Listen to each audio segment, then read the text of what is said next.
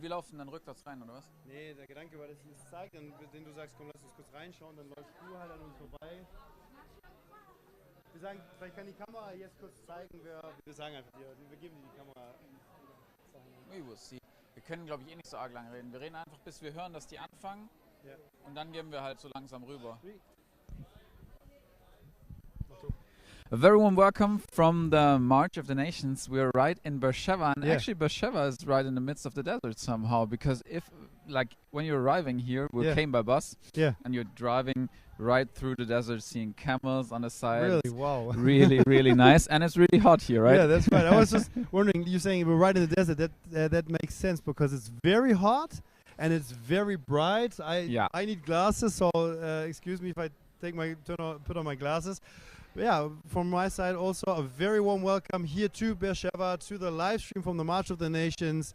We are here in a youth center, and we are looking forward to the program today. We are meeting with Israelis from Beersheba, and maybe you want to tell us, Felix, in which cities we are having events like this right now, these encounter events? Yeah, we have 5 events today. It's all of the participants of the March of the Nations that have gathered in Jerusalem, and the participants actually of the March of the Nations, these are the participants of the Marches of Life, and not only the participants but also the organizers that are organizing the events and Marches of Life in their nations against anti-Semitism for Israel, that declare in this year that we will not be silent. And it's more than 100 cities around the world declaring that we will not be silent, standing against anti-Semitism, standing for Israel, and the people, they are so touched. And these are the people that have gathered for the March of the Nations here in Israel, and these are the people that have now spread all over the country in 5 cities. And the 5 cities, it's Tiberias, Beersheba, of course, it's Netanya, it's Zichron Yaakov, and they also went to Metula in the very north. So the bus to Metula, it left like, I think, 4:45, or something like that. So it was a bus containing a lot of pretty tired people, but pretty happy. And also the people of Israel here are happy to see that they are not alone, to see that they have coming from the nation, standing with them, and standing against anti-Semitism. What can we expect from this event today in Beersheba? We have 2 deputy mayors that will be here speaking, and what I've heard is that they're so grateful that there are people coming to take a stand against anti-Semitism and to say that we are standing with Israel right in this time. It's like if you're here in Israel, you can feel somehow that the people they need so much comfort here, and that they're in a very special situation as a country, but also like as a Jewish people around the world. And what they tell us is that they're so grateful that there are people coming, and this is why it's important that you online do not only join us, but you take part in this event. So you can write comments, you can let us know, of course, from where you're watching. It's not what it's about. It's about supporting Israel. So let us know why you are supporting Israel. Let us know how you support Israel. We will have witnesses of the 7th of October. Here it's 3 people. We'll have a panel. We'll have Nazi descendants telling their stories of how they became from foes to friends of Israel. And we'll have also 2 Holocaust survivors, which of course is so precious because they're quite old right now. But it's so important to not forget what they have experienced and what they're telling us, because like this is the very basis of the March of Life. Also hearing their stories, knowing about our family stories, knowing about anti-Semitism in our own country, and not only say, okay, we're with Israel, but to know about our very own history, and because of that, to take a stand for Israel. And that's what it's about, and that's what the March of the Nations is about. Awesome, yes. And you mentioned already, many people from the nations came to Israel, and for you that are watching for the first time, we've had a conference here in Jerusalem, not here in Beersheba, but in Jerusalem, with the motto, with the theme, Israel, we are allied with you. And that is a statement that 22 nations, or I think 20 nations, have made coming to Jerusalem in this time. And we both experienced, and a lot of people who came to the conference and to the March of the Nations experienced a lot of rebooking their flights because some airlines cancelled due to the rockets flying not and some, landing. all that are not Israeli. All that are not Israeli. That's correct. And maybe I'm sorry for interrupting you. No, go for it. I was just sitting in the bus with a guy from Paraguay. Awesome. And he came all the way from Paraguay in Latin America, which is like quite far. So the flight, I think, from Madrid to Asunción is like 17 hours. Awesome. And so after driving with the car 4.5 hours, arriving at the airport in Asunción, he was told that his flight was cancelled, but not the one to Madrid, but the one from Madrid to Tel Aviv. And the airline, they were like, okay, sorry, it's cancelled, go home. And he was like so determined. And he told me, when I was telling them that I'm not gonna go away, I want to fly, they were like, okay, now we know what this guy is about. So Awesome, but then he went from there. He went to he was booked to Frankfurt, Germany. From Frankfurt, he was sent to Cyprus, waiting there 12 hours. Really? So checking out all his luggage, going to hotel, 12 hours later, returning to fly to Tel Aviv. And then he was here. I think his journey was like 36 hours, or I don't know. But I heard 48 even. Maybe, I don't know. But he was so determined. And all of the March of the Nations participants, they were so determined to get here. There were like people in Germany driving from southern Germany to Prague in Czech Republic, or they were going from southern Germany to Berlin, like driving 6 hours with babies in the cars and stuff. You and me. So I have to interrupt you again. Sorry. We just heard that the event has started in the hall. I think we're talking quite it's quite interesting topics, no? Into the live stream. And like, subscribe, share the live stream to all the people. And invite your friends. Invite your friends, because it's about supporting Israel. Yes. Comment where you're watching from, and comment why you're supporting Israel, why you're a friend of Israel, and from where you're supporting Israel. And of course, invite your friends that they can share that they're supporting Israel too. And visit our website, marchofthenations.com. You can subscribe to our newsletter there. Yes. And important. Now enjoy the event here. I'm sure it's an awesome event, and it will be moving impressions. So we'll see you at the end. Enjoy and get touched. Bye-bye.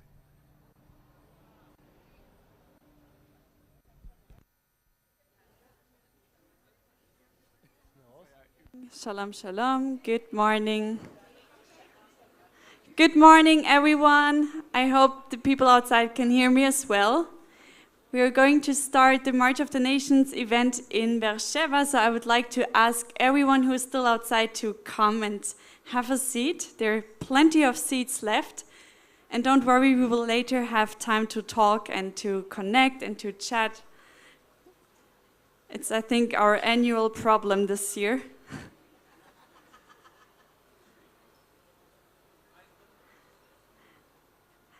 שלום חברים, אני מבקשת שכולם באים בפנים. אנחנו מתחילים את מצעד העמים בבאר שבע. אתם מוזמנים לבוא ולשבת. אחרי האירוע יהיה לנו זמן לדבר. תודה רבה, התכנסו, ברוכים הבאים.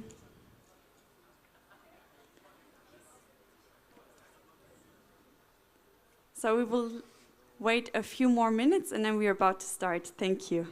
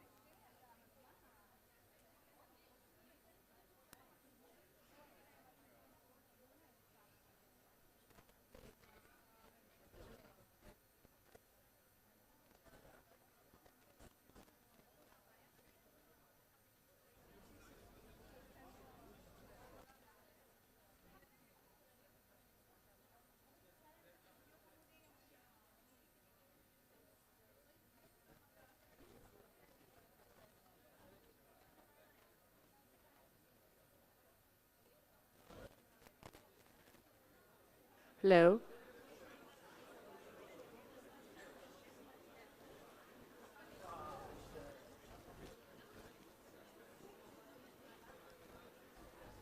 Welcome everybody. ברוכים הבאים. בבקשה בואו תתיישבו.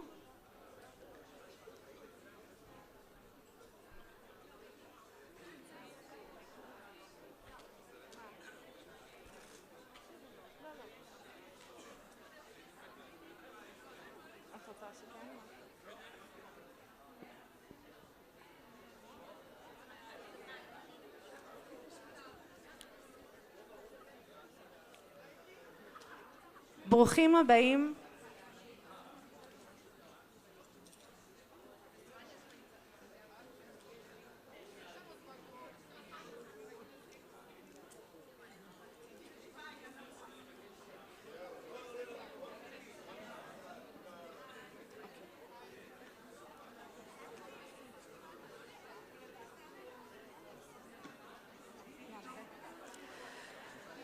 בוקר טוב וברוכים הבאים למצעד העמים.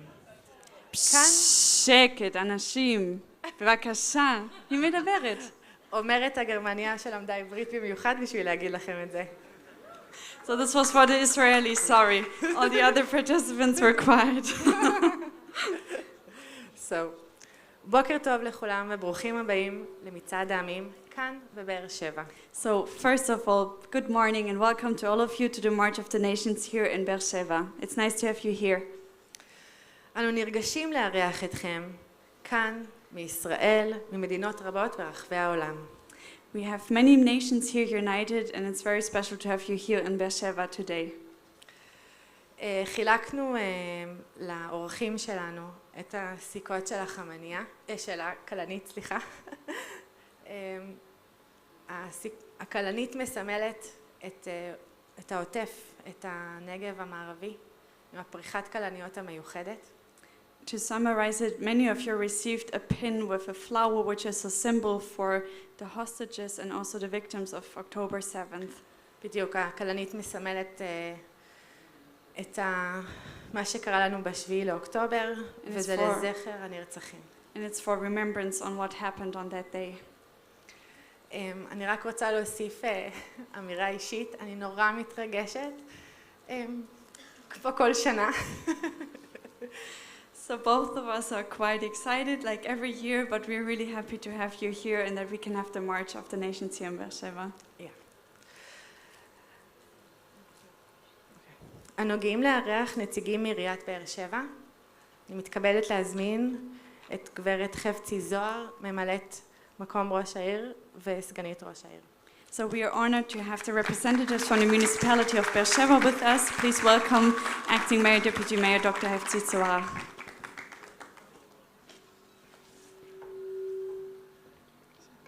Thank you.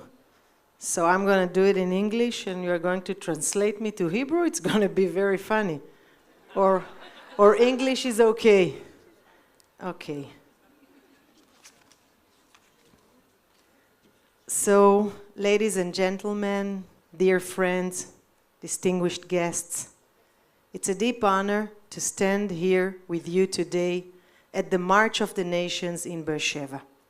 This city holds a special place in the heart of the March of Life movement, which began in Tübingen, Germany. Beersheba symbolizes connections between past and future, tradition and innovation, and especially human connections, shared hope and strength, including remembrance and reconciliation. The March of the Nation is not only a memorial walk, it is a statement of remembrance, solidarity, and commitment to the future. We are here to honor the memory of the victims of the Holocaust, to say clearly, we have not forgotten. We stand against antisemitism in its all forms, and we take responsibility not only for the past, but also for the world we shape today and for the sake of the future.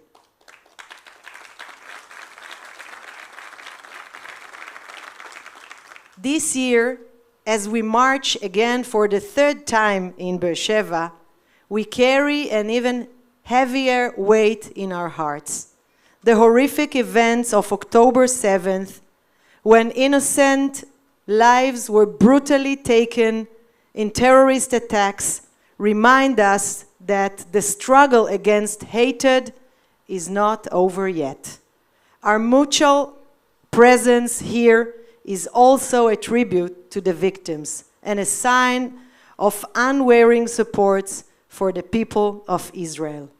In times of pain and darkness, it is even more vital that we stand together, Jews and non-Jews, Israelis and people from all nations, to say, we will not be silent. We will remember, we will learn, and we will build bridges of understanding and peace. Let us march later on today with dignity and purpose, not only to remember the past, but to shape together a future where life, truth, and friendship between nations will prevail. Thank you so much.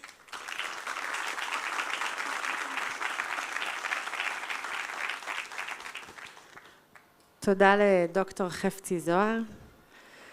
וכעת אני רוצה להזמין את הרב אושרי אביחזר לשאת דברים. סגן ראש העיר.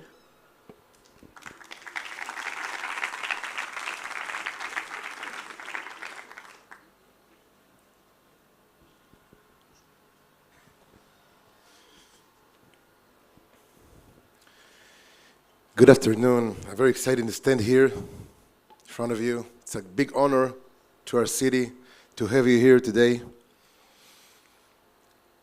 I think these days I'm joined to Dana, the excitement in the air. I want to tell a little story, what I feel right now. There is a story about a little boy that went to his relatives in America. It was Hanukkah, one of the rare years that Hanukkah is fell in Shabbat, and it happens with the Christmas. And this day, Shabbat came, and the family came to lit the Hanukkah candles. And it was a very stormy Shabbat. Suddenly, a snowstorm struck the power down, and all of the village became to be a dark. Very dark. 1 minute before, the kid asked his father, "Father, tell me, look at all those trees, the Christmas trees. They're so shiny. They're so decorate. They're so beautiful. And our candles are so dim, so simple. Look at the Hanukkah candles. Look at the trees." And the minute his father wanted to answer him, that's the minute that the snowstorm fell down the power. He told his son, "You see this darkness? All of the trees now are down, and now there is only Hanukkah candles." This is symbol of Am Israel. This symbol, there is a lot of nations that try to kill us and try to destroy us. And now they're just a part of the history. They're not here anymore. Because the light of Israel is always shining. We're here today to say the world, we choose the light. We choose to do good. We choose the life. The light of Israel is forever. And this is the symbol. And this is what we stand here today. Probably after the October 7th, I'm the welfare charge of the welfare. It's been 1 year and a half, very, very hard to Beersheba, to all of the country, I think to all of the Jews in the world.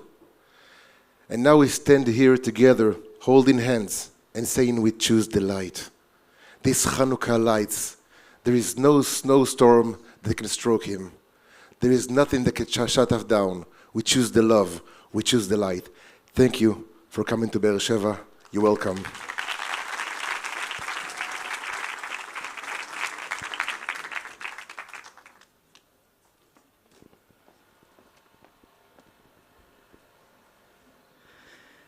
Thank you, Rabbi Oshri Avichezer, Deputy Mayor.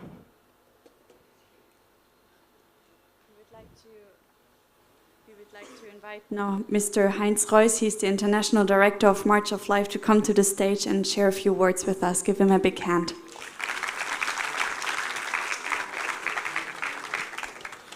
So, dear Holocaust survivors, dear Mayor Hefti Sohar, dear Vice Mayor Rabbi Oshri Avichezer, dear members of the municipality who beautifully have prepared this event here. Today, on May 14th, 2025, we gather in cities across Israel, in Beersheba, in Netanya, in Zichron Yaakov, in Tiberias, and Metula, for the March of the Nations. And I'm proud of the 300 participants from 15 nations who've shown their determination to come to Israel at this time of war. Many of us had to reroute their flights because of all the cancellations. One representative who's also here from Paraguay traveled for 48 hours with 3 layovers just to come to Israel for the March of the Nations. So it's such a joy to be here in Beersheba for the 3rd time. So thank you so much to the whole team. Thank you so much, Vice Mayor, and that we can be here. And we say, as representatives from 15 nations, Israel, you are not alone. Israel, we are your allies.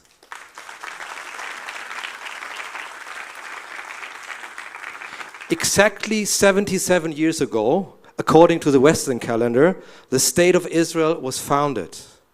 A miracle unfolded before the eyes of the world.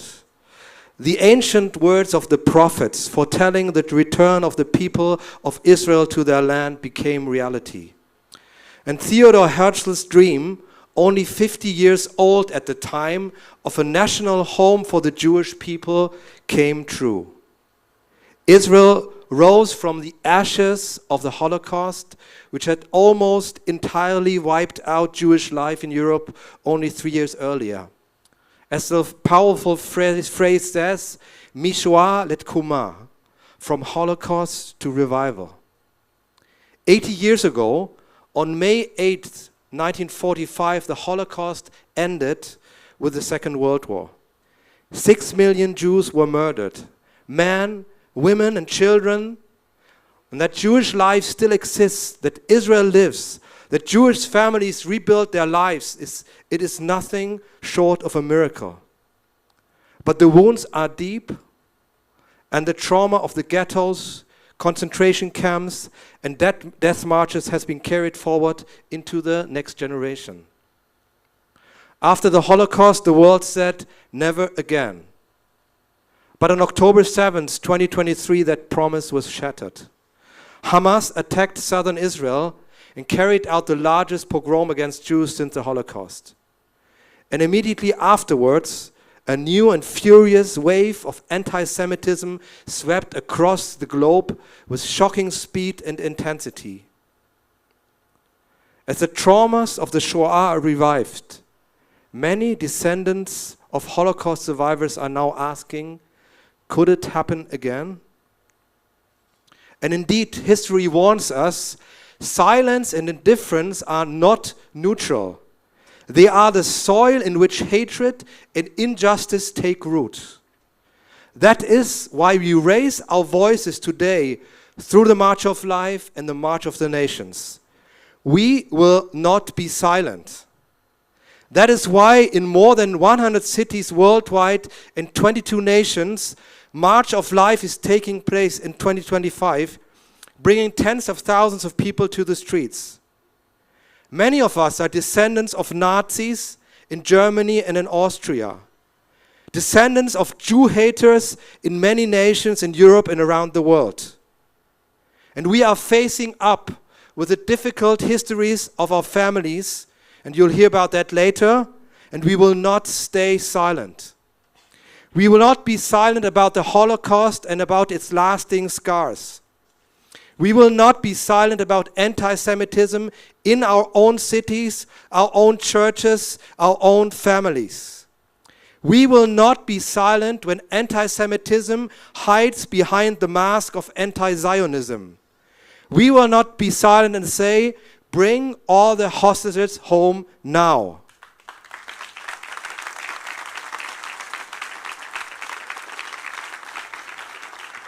And we will not be silent and stand in public friendship and solidarity with the state of Israel.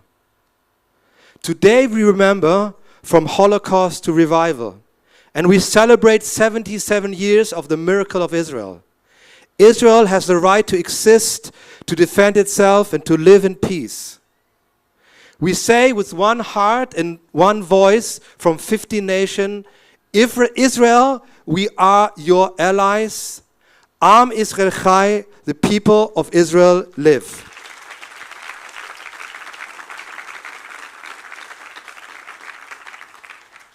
We want to show you a video now about the marches of lives that are happening this year all over the world.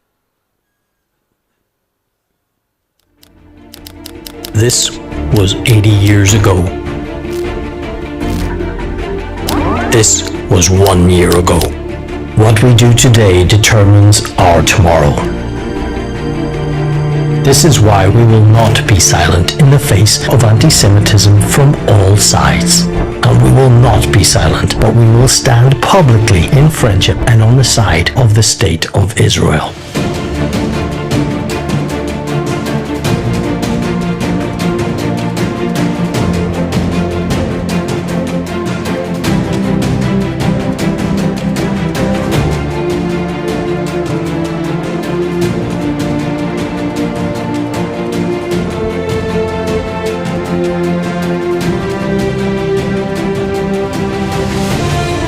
It's thousands joining us all over the world in over 100 cities in 22 nations. And many more are to follow.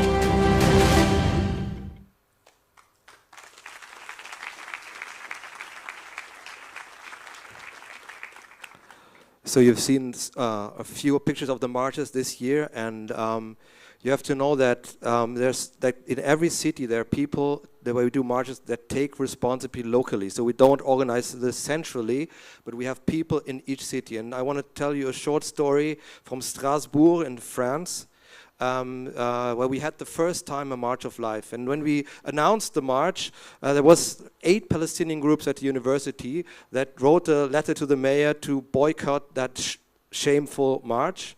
And so we were really concerned what would happen, but we said we'll still do it. And when we did the march on that day, the police told us, oh yeah, the counter demonstration is going to be on the same square, then you have the march. But the powerful thing is that 500 people showed up on that day and only 15 counter-demonstrators, and the police was very well prepared. And we had this powerful proclamation. We marched through Strasbourg with Israeli flags. The Jewish community was with us, and they were so encouraged. And we set such a strong sign in this time that we will not be silent. And the message was that we cannot stay neutral at these times. We have to take sides. And we are taking the side of Israel and the Jewish people. I want to, because this is not just story, these are real people. I want to introduce a few people to you that are here from different nations. So maybe first of all, I see Adi Penner here, and somewhere is Ruth Kara. Maybe you can stand up. They're from Paraguay. And they're doing marches of life. They have been doing this for years, and they're doing marches of life in 20 cities this year. I want to introduce you Mike and Lynn McNally. I don't know where you are. Maybe you can rise, stand up. They're from UK. And they are doing marches of life. They do March of Life in Belfast and Northern Ireland, and they're facilitating marches all over the UK. This year we had a March of Life in Cambridge, and they walked at on the campus. These were students organizing this with Israeli flags. Had an event in front of Guildhall that was before occupied by Palestinian demonstrators, and they made a strong sign of standing at the side of Israel. Let me see who else is here. Oh, there's Christian and Andrea Hartmann from Italy, and they do March of Life in northern Italy, standing up for Israel there, and also confronting the Nazi past there, and they're doing a beautiful work here. And here maybe I also introduce, this is Harald Schowalter, maybe you can rise up. He's one of the organizers of Marches of Life in Germany. And he is someone who, I think he's helping to organize 6 or 7 marches all over Germany, helping to train people how to do it, encourage them as they face resistance. They are doing an amazing job, very courageous, not backing down. So thank you so much, and I wanted to recognize this. And I could go on and on because there are many people like that here among us. But now I want to ask the Vice Mayor, Hefti Sohar, and also Rabbi Afichse to come forward because I want to give you a small present.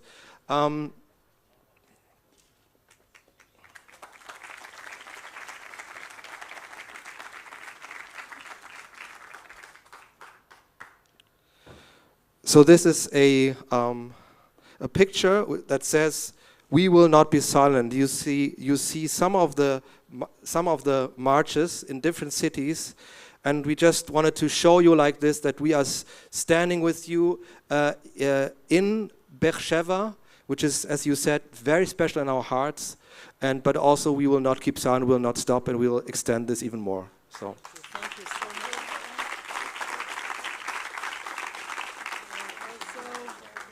Also something small from us. Thank you so much. Thank you. From all sides. Thank you so much. Okay, so a picture with all the presents and pictures. Thank you so much. Thank you so much.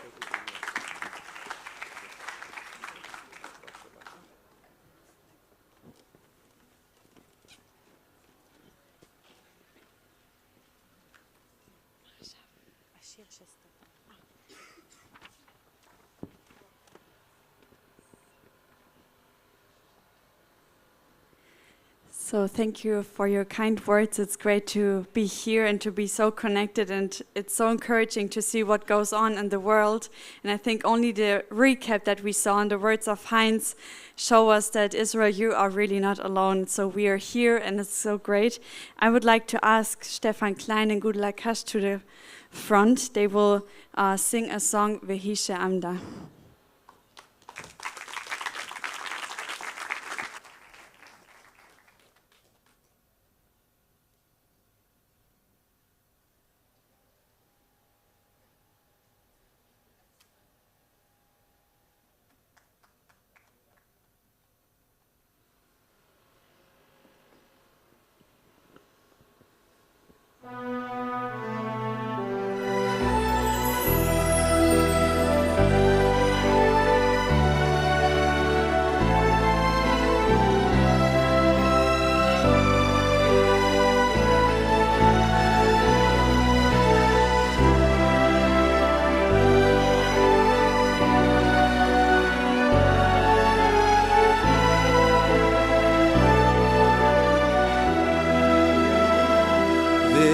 שעמדה לאבותינו,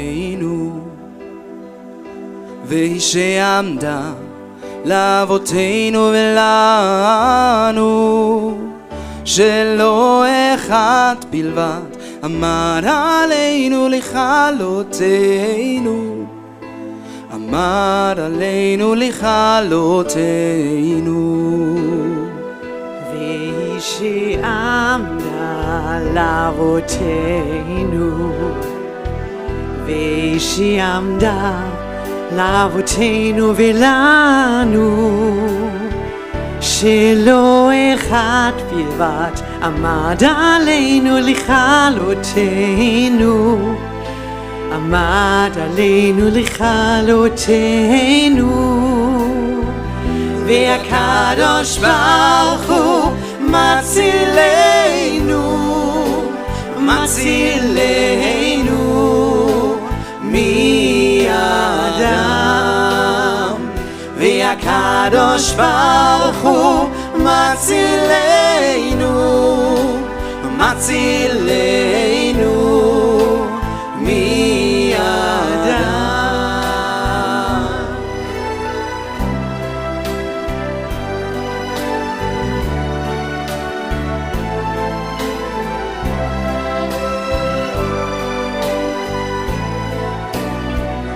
והיא שעמדה לאבותינו, והיא שעמדה לאבותינו ולנו, שלא אחד בלבד עמד עלינו לכלותנו, עמד עלינו לכלותנו. והקדוש ברוך הוא מצילנו, מצילנו מידם. והקדוש ברוך הוא מצילנו, מצילנו מידם. שלא אחד בלבד עמד עלינו לכלותנו, לכלותנו. והקדוש ברוך הוא מצילנו, קדוש ברוך הוא מצילנו מידם.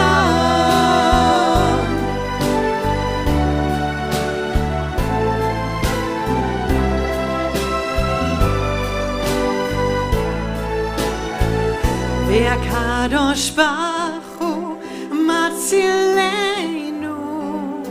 מצילנו מידם. והקדוש ברוך הוא מצילנו, מצילנו מידם. והקדוש ברוך הוא מצילנו, מצילנו מידם. והקדוש ברוך הוא מצילנו, מצילנו מידם. והקדוש ברוך הוא מצילנו, מצילנו מידם. והקדוש ברוך הוא מצילנו, מצילנו מידם.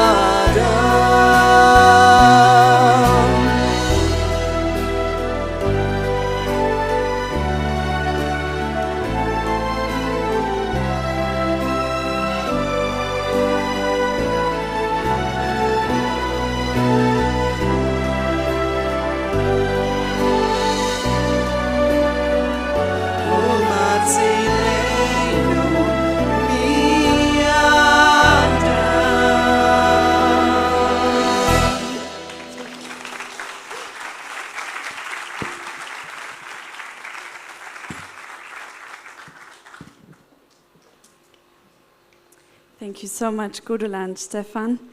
I think, so we are going to have a panel right now, and I'm really honored that we are still able to have these kinds of panels.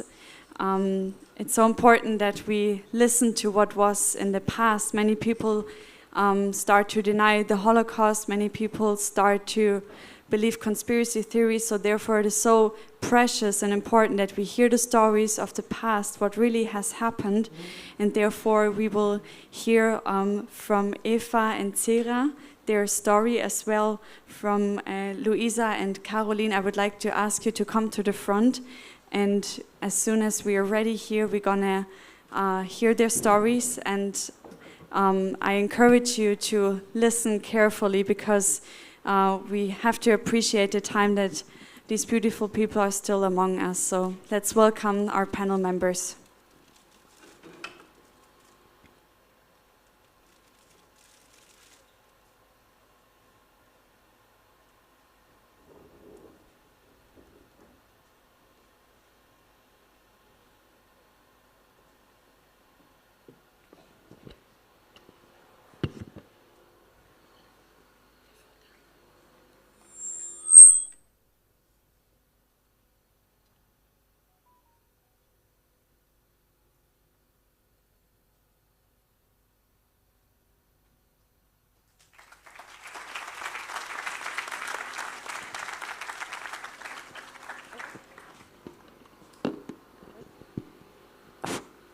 אווה.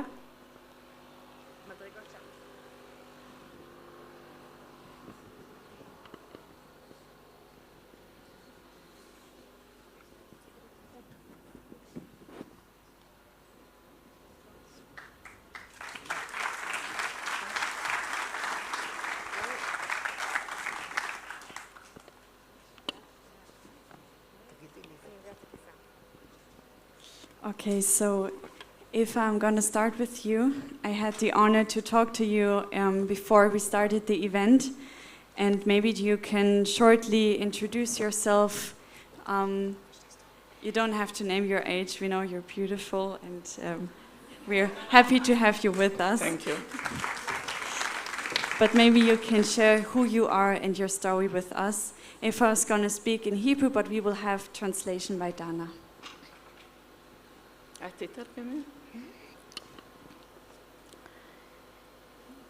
גילוי נאות, כבר חודשים התלבטתי איך אני יכולה להמשיך לספר את הסיפור משפחתי, מי שהיה לפני 80 שנה, אחרי מה שעברנו ב7/10/2023.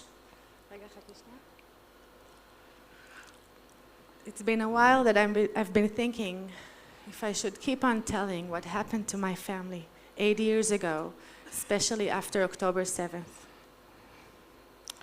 בסוף הגעתי למסקנה שדווקא אני חייבת להמשיך לספר. למרות הכל אני חייבת להוכיח שאנחנו העם הכי חזק בעולם ולא יכולים לשבור או להשמיד אותנו. כל ניסיון של אויבינו רק מחזק אותנו. I got to the conclusion that I have to keep on telling our story because every enemy that tries to kill us, we got just getting stronger and stronger.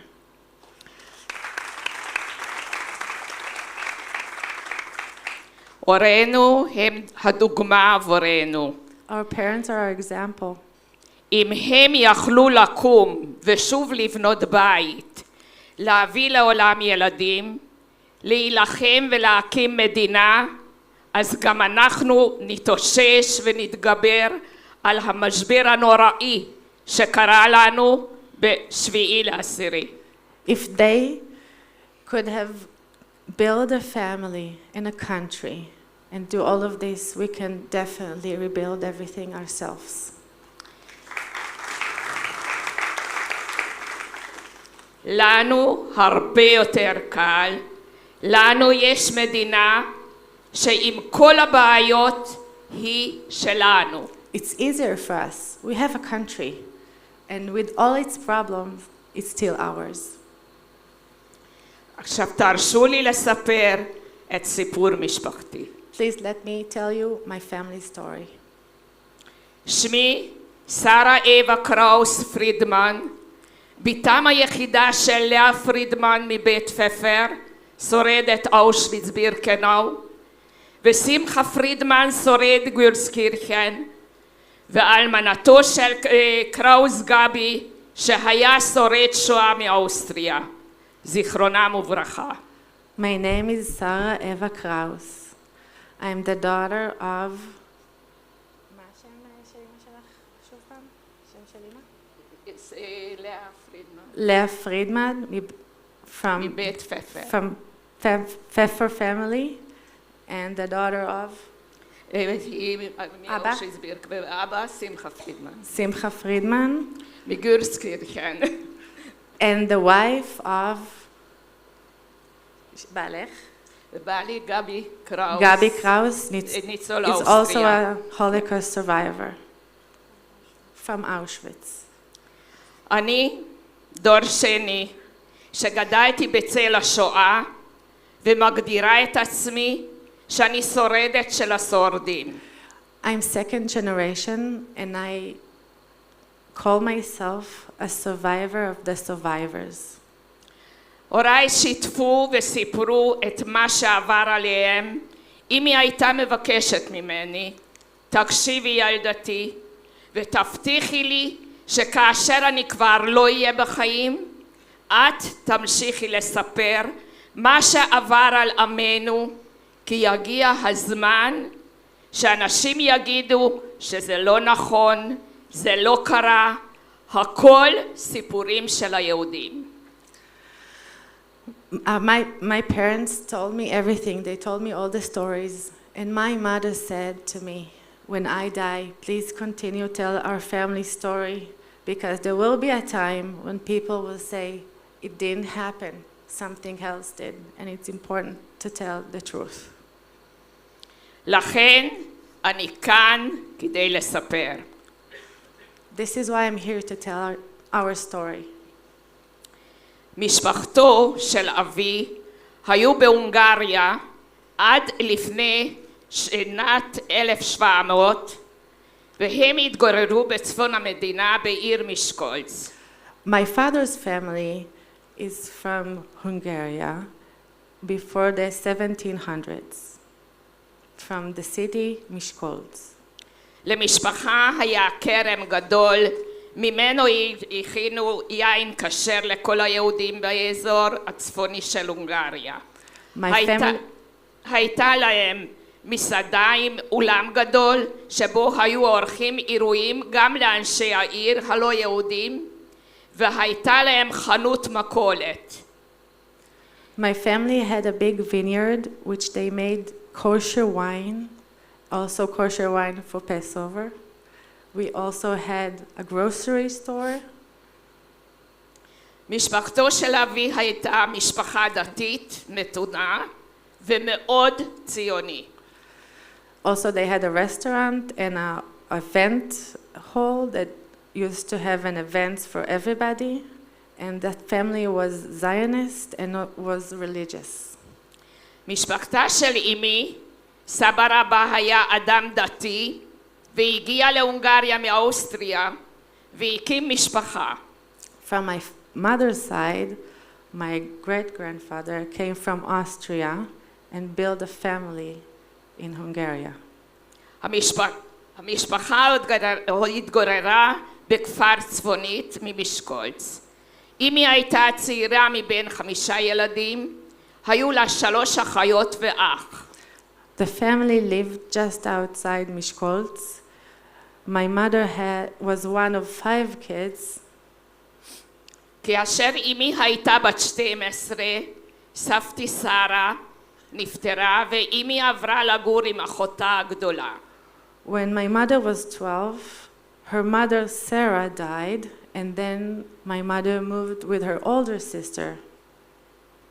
בשנת 1937 אחיה התחתן וביקש לפתוח רישיון עסק, והתשובה הייתה שנענתה לו הייתה, יהודי לא יכול להיות בעל עסק או חנות. In 1937, my mother's brother wanted to open a business, and when he asked for it, they told him a Jewish person is not allowed to own a business. שנה לאחר מכן עזב עם אשתו לפלסטינה. 1 year later, him and his wife left to Palestine. הם היו בין האחרונים שהצליחו לעזוב את הונגריה לפני פרוץ המלחמה. They were one of the few that managed to escape before the war started. בשנת 1936 אבי ואחיו גויסו לצבא ההונגרי, ובסוף 1940 לקחו להם את הדרגות, הנשק והמדים, והעבירו אותם למחנה עבודה לעבודות כפייה. In 1936, my father and his brother and father was enlisted in the Hungarian military, and by 1940 they were stripped from their ranks and from their positions, and they were sent to the ghetto. הוריי הכירו מגיל 12 ובשנת 1943 התחתנו. My parents knew each other since they were 12, and in 1940 they decided to get married. אבי קיבל 5 ימים חופשה ממחנה העבודה ולאחר שחזר למחנה, לא נפגשו יותר עוד עד תום המלחמה. My father got 5 days to get married, and after that, they didn't see each other till the end of the war. בשנת 1944 הגרמנים פלשו להונגריה. במרץ 1944 הגיעו למשקולץ וכל היהודים הוכנסו לגטו. In 1944, the German invaded Hungary and all the Jews were sent to the ghetto. ביוני 1944 התחילו להסיע את היהודים מהגטו בקרונות בקר לאושוויץ. בכל קרון 80-85 אנשים, כל המשפחה שלי הייתה באותו קרון. They started in June of 1944, they started sending the Jews to be murdered by train, and in each cart there was between 80 to 85 people, and all of Ava's family was there. בני משפחה של אמי, סבא פפר, אמא שלי, אחותה של אמי ושני ילדיה, אווה, בת ה8, וטיבי שציין בר מצווה בגטו, אחותה השנייה של אמי עם שני בניה, בן 8 ובן 12, ואחות נוספת בחודש 9 להריונה. אני אעזור. So in that cart there were the entire family. From her mother's side was her grandfather, her sister with 2 of her kids. Ava was 8 and Tibi was 13. He celebrated his bar mitzvah there. Another sister was with 2 boys, age 8 and 12, and another sister which was pregnant and was on her 9th month. בני משפחתו של אבי, סבא וסבתא פרידמן ואחותו של אבי, ובנה בן השש. Also from my father's side was the grandparents. בן כמה היה אחיין? 6. And the brother and his 6-year-old. התנאים היו קשים מאוד. לא היה אוכל, לא היה מים, לא היה מקום לזוז. אנשים התעלפו ואף נפטרו. The conditions were very difficult and very harsh. People was fainting and some of them died. אחרי 3 ימי נסיעה, סבא פפר פנה לאמי וביקש ממנה שאחרי שהיא תעבור את הכל, שתחזור הביתה, שם לאמא שלה, תיתן שם לאמא שלה ותיסע לפלסטינה, לארץ היהודים, ותצטרף לאחיה. After 3 days of traveling in the train, Ava's grandfather, Pfeffer, called her mother, just her, not anybody else, and he said to her, אל האחרים, I'm sorry, just one more. סבא לא דיבר. 1 minute. He said to her mother, when you come back from all of this, please do 2 things for me. First of all, give your mother a name, and the second thing, move to Palestine. כמה דקות אחרי כן, הרכבת נעצרה באושוויץ במהירות, בעזרת כלבים נופחים. הורידו את כולם מהרכבת והעמידו בשורה. A few minutes later, the train suddenly stopped, and by using dogs, they took everybody out. הם היו צריכים לעבור מפני הקצינים הגרמנים. They had to go through the Nazi officers. אחד מהם היה מנגרלה. One of them was Mengele. יימח שמו וזכרו. שהצביע על האנשים ושלח אותם ימינה ושמאלה. Mengele pointed at people to go left and right. Later, they understood it was the selection between life and death. רק אחר כך הבינו שזו הייתה הסלקציה, מי לחיים ומי למוות. תמשיכי. אמא החזיקה את ידה של האחיינית שלה, אווה. My mother held little Eva's hand. מנגלה שאל אותה האם היא ביתה, וכשהיא ענתה בשלילה, הוא חיכה אותה בחוזקה ואימא נפלה. When Mengele asked my mother, "Is that your daughter?" and when she said no, he hit her so hard she fell and fainted. כשאימא קמה, היא כבר לא ראתה יותר אף אחד מהמשפחה. When she got up and woke up, she didn't see anybody else from her family ever again.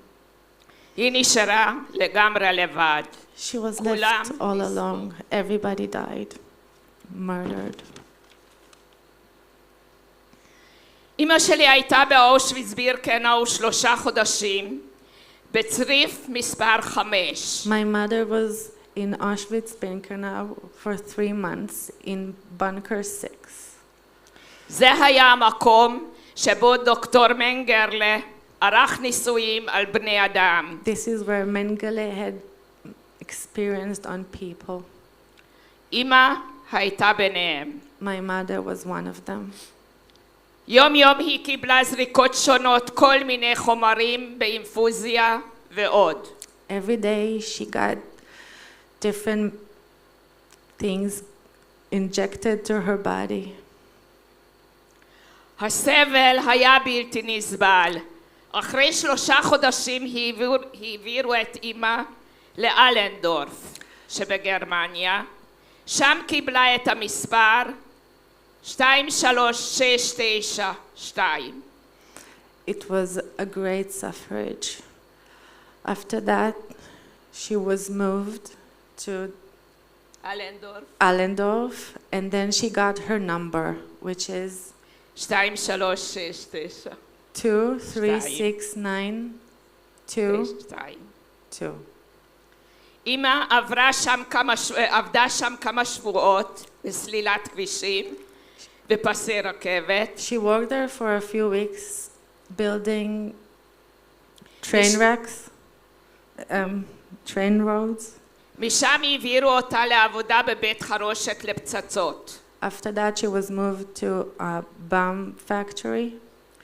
התפקיד שלה היה למלא את הפצצות עם חומר נפץ רותח פרי 2 שהיה מאוד רעיל. Her job was to fill the bombs with a very toxic material. היה עליה לעשות זאת בעזרת 2 דליים.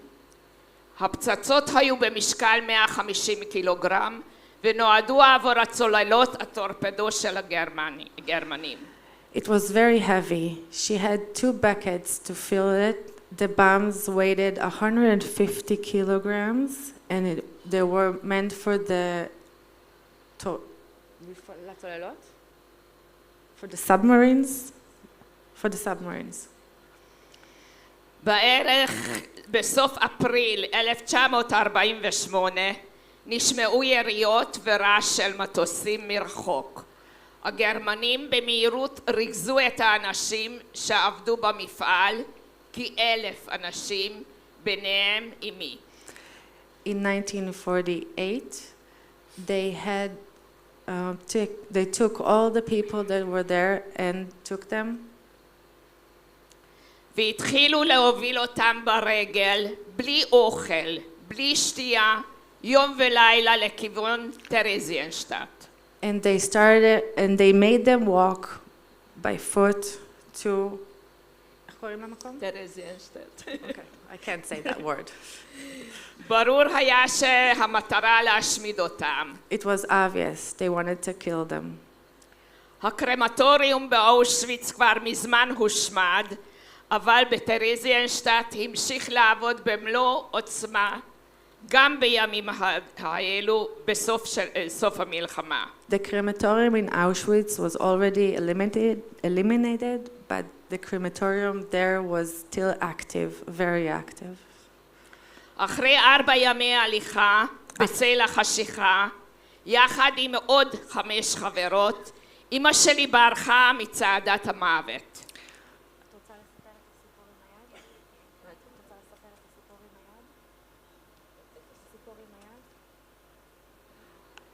After few days of walking, her mother and 5 of her friends managed to escape. I want to share with you the magic that happened with her mother. Her mother said that she doesn't want to walk to death. If they want to kill her, they will kill her right now. So she stood up and put her hand like this and said, "Come and kill me." And so when the Nazi officer shot at her, she missed. The bullet went through the hand. And then she said, "I want to make sure she's dead," because she fell. So she went and shot her, but there was no bullet in the gun. So she called another officer, but the other officer looked at her mother laying on the ground, kicked her and said, "She's dead. There's no need to waste another bullet." And so her mother was rolled over to the tunnel, and then her friends found her later at night, and they escaped to the forest. בשלב הזה אמי הייתה מאוד חלשה ושקלה 25 קילוגרם בלבד. She was very weak. She weighed only 25 kilos. חלק משעות היום היא הייתה מחוסרת הכרה. Some of the times with her friends, she was not conscious. אוכל לא היה להן. There was no food or water. הן אספו עלים יבשים ושלג. They collected snow and dry leaves. 5 ימים הסתתרו ביער, עד ש-1945, 2 למרץ, חיילים אמריקאים מצאו אותם. They were in the forest for 5 days when the American military found them and rescued them. Finally. משם הם הועברו למבנה של בית ספר שהפך לבית חולים בעיר נידרגרנצבך שבגרמניה. Okay. So from there they were transferred to a hospital that was in a school in the city of נידרגרנצבך. What she said. 6 חודשים טיפלו הרופאים האמריקאים באמא בגרמניה. אבא שלי חזר לעיר ילדותם משקולץ בחודש מאי 45, אחרי שהשתחרר. My father came back to Mishkolts in 1945 after he got released. He went every day to the train station every morning, waiting for somebody to come back, waiting for his family and for Eva's mother to come back. במשך 5 חודשים הוא הגיע יום יום לתחנת הרכבת בשעת הגעה של הרכבת מבודפשט בתקווה שאולי מישהו יחזור מהמשפחה. For 5 months he did this, hoping to see somebody. הוא לא ידע אם מישהו נשאר בחיים, כולל את אמא. He didn't know if anybody survived, including my mother. באוקטובר 1945 אמא ירדה מהרכבת. In October 1945, my mother came by train. הם נפגשו. כל המשפחה משני הצדדים נספתה. אף אחד לא חזר. They saw each other, they met, and they were each other's family because there was no other survivors but them. אמא שלי הייתה מאוד חולה, נפשית וגופנית. My mother was very ill, mentally and physically. הרופאים הציעו לנסות להביא ילד לעולם, אחרת אמא תאבד את שפיותה. The doctor said, maybe if you try to have a baby, then that will save your mental health. הנס קרה. The miracle happened. 7 חודשים הייתה מאושפזת, ואז ילדה אותי. She was in the hospital for 7 months, and then she had me.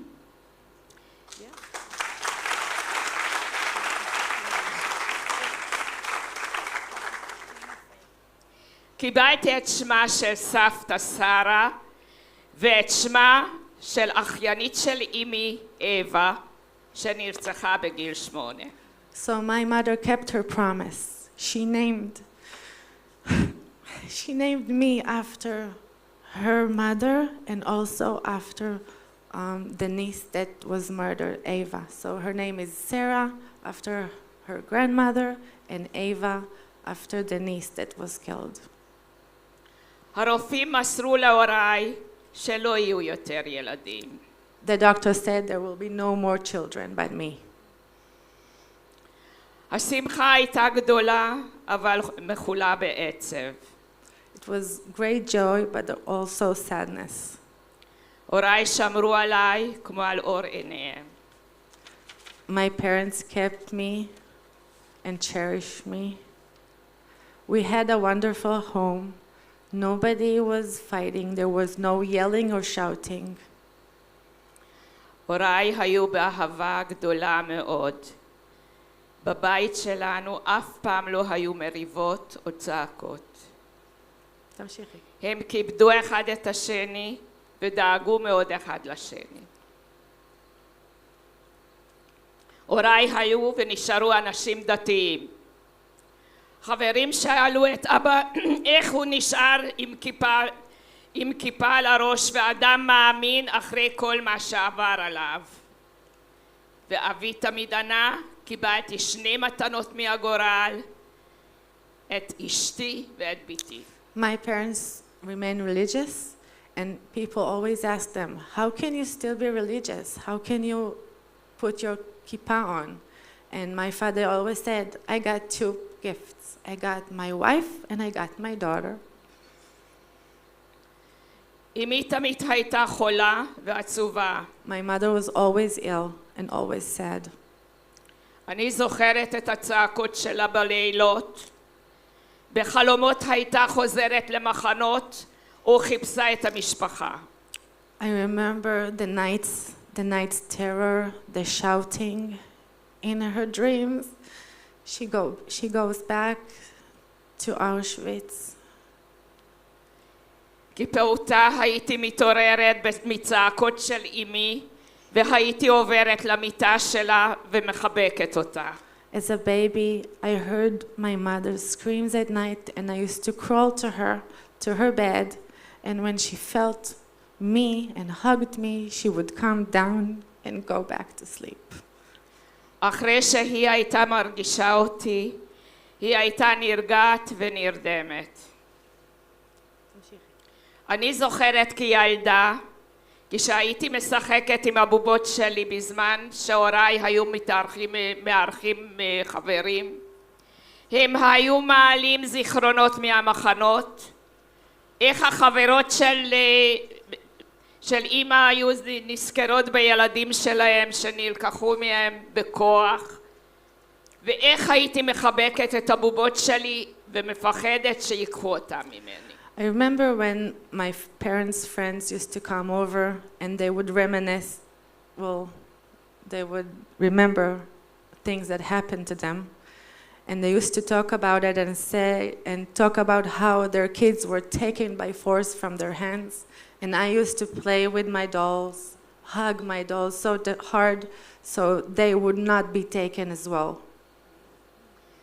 בסוף 1965 הייתי בכיתה י"ב, הצלחנו סוף סוף לצאת מהונגריה בעזרת שוחד, והגענו לישראל בערב יום העצמאות 1965, 6 לחודש חמישי.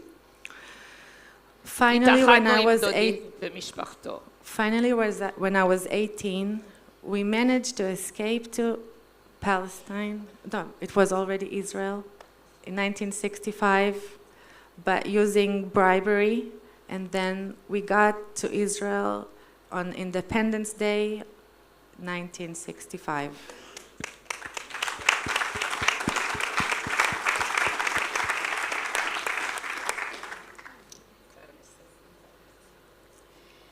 ב-1967 התחתנתי עם גבי קראוס, ניצול שואה מהונגריה.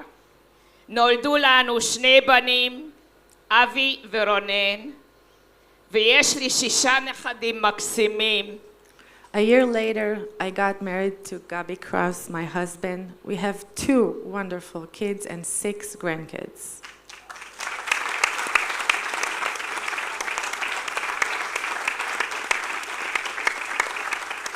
עם ישראל חי. עם ישראל חי. Thank you, Eva.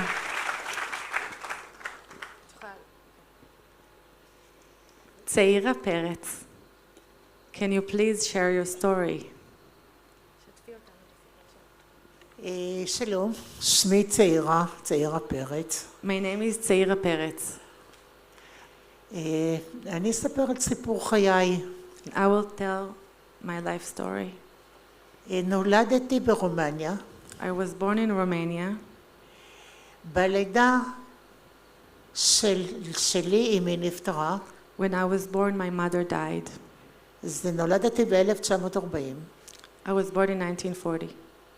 ואז נשארתי עם סבא וסבא שלי ו4 אחים של אמי שהיו קטנים ממנה. Then my grandparents raised me with another 4 kids.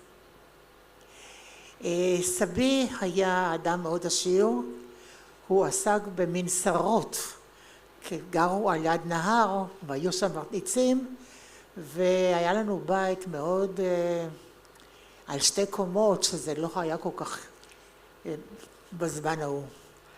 My grandfather was a very rich man. We had a big house, which was very unusual. כשהייתי בת 8 חודשים, נכנסו הגרמנים לדורנה. דורנה זאת עיירת קיץ. היא נמצאת בבוקובינה, שהיא לא על יד הנהר של נס טרנסיה, קוראים לה בזמן. When I was 8 months old, the Germans came. נכנסו בלילה אלינו הביתה, לפי סיפורים, כי אני לא זוכרת כלום. I can't remember the stories from that time, but I know it from stories that I was told. נתנו לסבא וסבתא שלי איזה 15 שעה או 20 רגע להתארגן, ולקחו אותנו לרכבת. The Germans gave my grandparents 20 minutes to gather some of their stuff, and then they just took us to the train. לקחו אותם משפחות. They took us families. אבי לא היה אז איתנו, הוא היה במקום אחר. My father was not with us, he was somewhere else. הביאו אותנו לרכבת, שזה למעשה זו היה רכבת מסע של בהמות. הכל היה, הכניסו אותנו פנימה עם עוד מלא משפחות וסגרו את הדלת מבחוץ.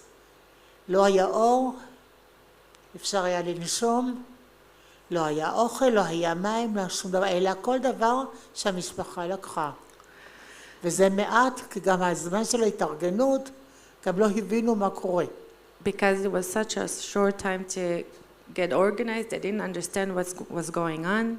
They put them inside the trains. It wasn't like passenger trains, it was for other stuff.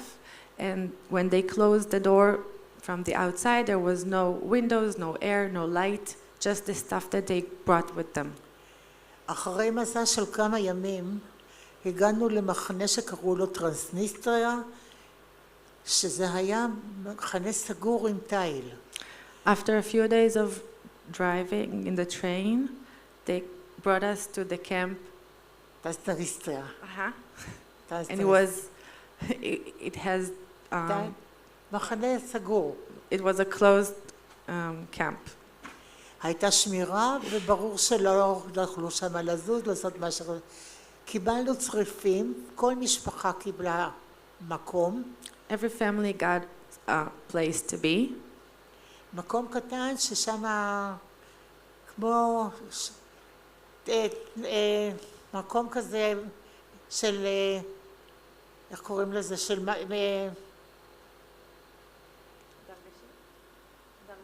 דרגשים, כן. Okay. דרגשים ומקומות. וכל משפחה קיבלה כזה דרגש. In every bunker there was this flat beds that every family got one. מקום כזה קטן. Very small place. אני יכולה נזכרת שאני הייתי כבר די גדולה, זאת אומרת יכולתי ללכת, וכל הזמן אני זוכרת את עצמי רצה, ואנשים שהכירו את הוריי, את אמא שלי ואת אבא שלי ואת המשפחה שלי, החזירו אותי בחזרה למקום הזה. I remember when I was young, I remember I was able to walk and I used to run all over the place, and people that knew my family always used to bring me back to them. ברוך שאני זוכרת שמה שאני חיפשתי זה היה אוכל. I clearly remember that what I was looking for was food. היו אנשים ששמרו כל מיני דברים קטנים בשביל עצמם, אבל שראו ילדה קטנה מסתובבת, אני זוכרת שקיבלתי חתיכת סוכר. סוכר זאת אנרגיה. סוכר זה חיים. ובגלל זה אנשים גם שמרו את זה. ואני חושבת שזכיתי מהמחנה, מהאנשים שלא הכירו אותי, או שכן הכירו אותי, זה אני לא יודעת, אבל בצורה כזאת אני לאט לאט נשארתי בחיים. I remember people hiding food in small places, and I remember people shoving some sugar into my mouth because sugar is energy and sugar is life. אני זוכרת שהיה מאוד קר. It was very cold. היו כל מיני אנשים ששכבו על הרצפה, ואני התיישבתי על ידם, רק לא הבנתי על מה אני יושבת. It was very cold and there were people on the floor and I just sat there. I didn't understand. There were dead bodies. סבא וסבתא שלי נפטרו אחרי זמן מאוד קצר מטיפוס. היה שם מלא טיפוס במחנה והם נפטרו. When I was 1.5, my grandparents died from typhus. נשארתי עם האחים הקטנים של אמא שלי, שגם להם לא היה במה לטפל בי, כי לא היה שם שום דבר.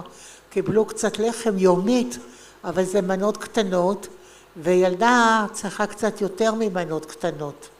I was left with my young uncles, but they couldn't take care of me. There was no food. There wasn't enough for anybody. אבא שלי היה חייט. הוא תפר חליפות לגרמנים, הוא תפר להם חליפות שרד. My father was a tailor. He was a very good tailor. He used to sew uniforms for the Nazis. הם נתנו לו לאכול. And for that, they gave him food. הוא גנב אוכל. He stole food. כדי להביא לי בלילה, בערב, היה לו פה סימן מביצה חמה שהוא גנב בשבילי ובכיסים. He used to steal food to bring me, and he had a mark from boiled egg that he hid between, like in his chest. המשפחה שמרה עליי כמה שהם יכלו באמצעים הדלים האלה כדי להשאיר אותי בחיים. They did everything they could with how little they had to keep me alive. אני מוכרחה לחבר את זה לשביעי לאוקטובר. I have to connect this to October 7th.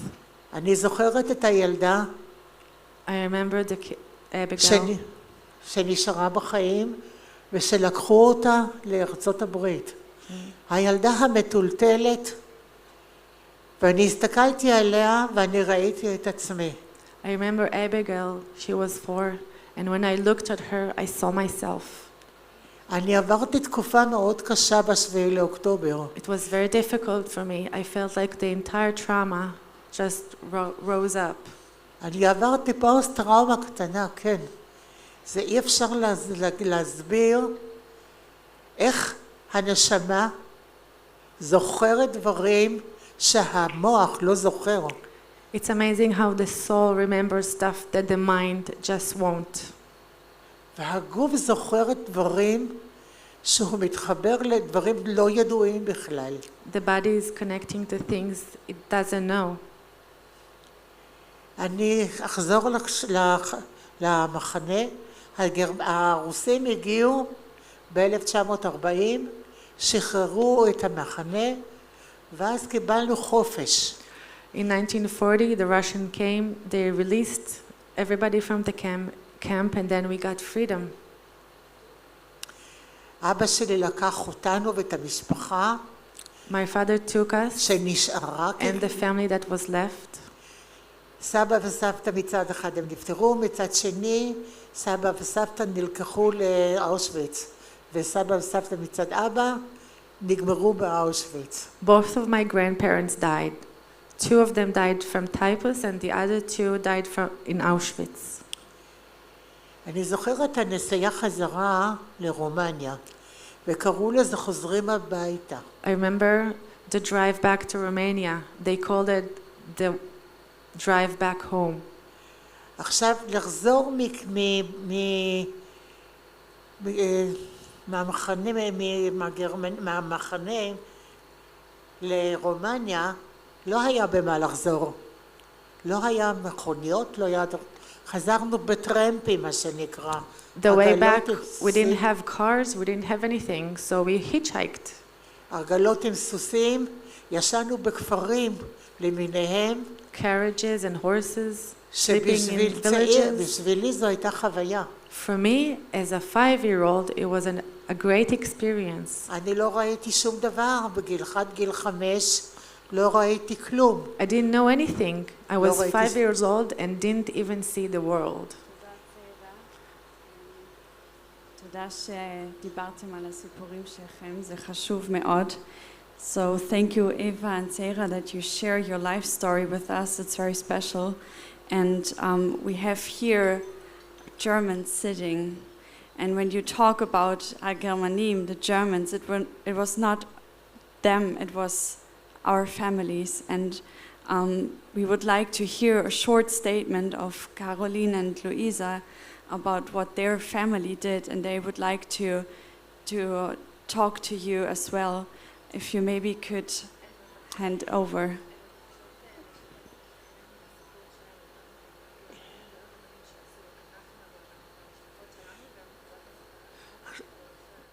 מה השאלה שידבור עכשיו לסיפור שלה? It's your...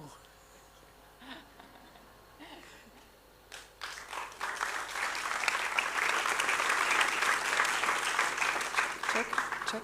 Can you hear me? Okay. Toda Rabba, thank you so much for sharing your stories, and thank you that we can be here today.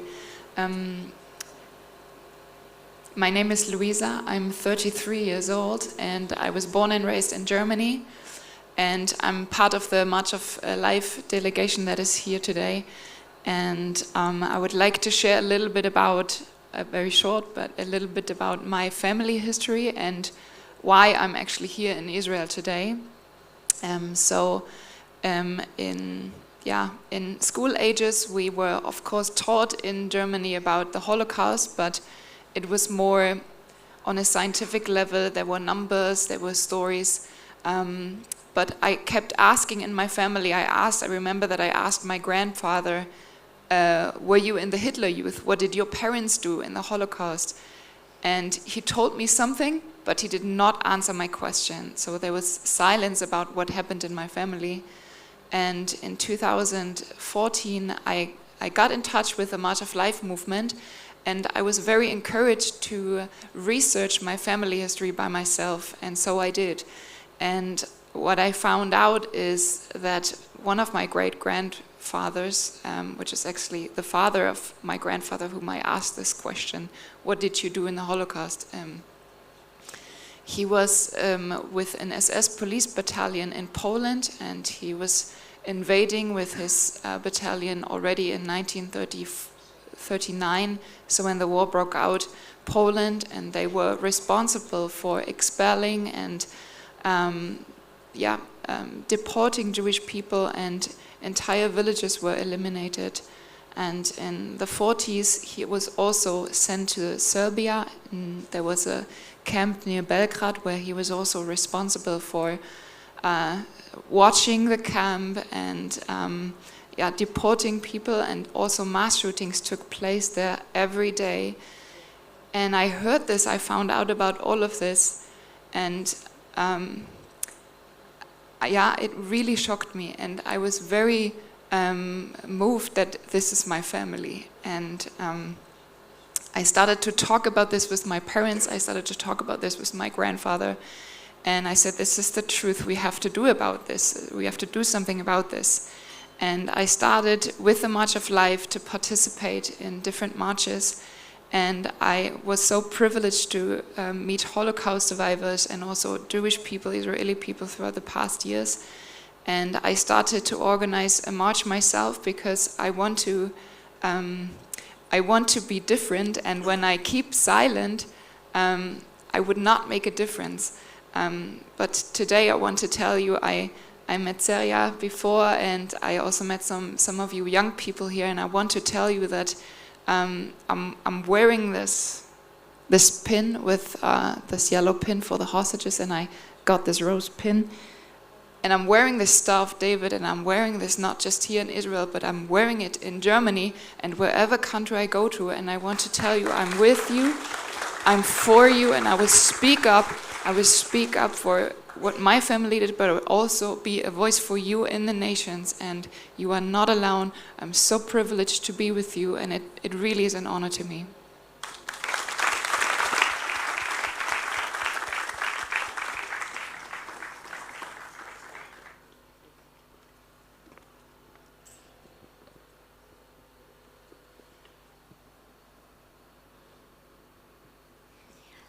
Okay, my name is Caroline Klein. I'm 35 years old, and I'm also from Germany. And first of all, I want to say Toda Rabba. Thank you so much for sharing your story. I'm deeply touched and moved by what I heard.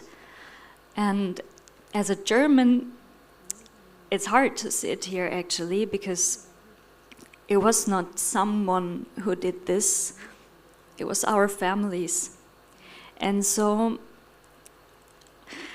I'm from a very big Christian family, and I thought maybe I belong to the 1% of Germans who were not involved in the Second World War. And I had to find out that this was not true. Like Luisa, I heard about the March of Life in 2013. And so I thought, okay, my family is out. I don't need to do research because there were no Nazis. But then I started asking questions to my grandfather. We did not have a good relationship, so I didn't really talk to him a lot, and I knew nothing about that person. But I came to him and I said, "Grandfather, what did you do during the Second World War?" And then he did something I'm very grateful for. He wrote a biography about his life and about our family. And he gave it to me and all the cousins. And when I read this, what he wrote, I was shocked to the core. He wrote that our whole family was known as a Nazi family in town. And he wrote in this biography that he was fighting in the Wehrmacht, and his father, he was in the SA, and in 2017, my aunt came to visit me, and she said, "Caro, do you know what your grandmother was doing during the Second World War?" And I thought, she was a woman, she was little, she had nothing to do with this. But my aunt said that she was in Poland in a concentration camp for children. And she was a warden there. She was a guard for for the little girls. And it was in Lodz in Poland, and I read about this place. I knew I had to go there, and in 2018 I went with a group of women from March of Life to Lodz in Poland. And I read that in the beginning of the Second World War, there were about 20,000 children in this camp where my grandmother was. And at the end of the Second World War, there were about 800 children left. The children were starving, they had no food, they were thrown out of the windows, they were killed. And my grandmother was a part of this. So I know I have an inheritance, and I know my family didn't speak about it, but I see it as my responsibility to break the silence over our family, over the guilt of my family. I'm here and I say from my whole heart that I'm sorry, so sorry for what my family did to the Jewish families in Poland and all over Europe during the Second World War. And I know it's my responsibility to stand with Israel wherever I am. I actually have been to Hungary, I've been to Romania, to Transnistrian, all the places you mentioned. I've been there, I visited the places with March of Life. And we go in every city, in every nation we can to support Israel, to support the Jewish people, to say you are not alone, we stand with you, we love you, and we will not remain silent.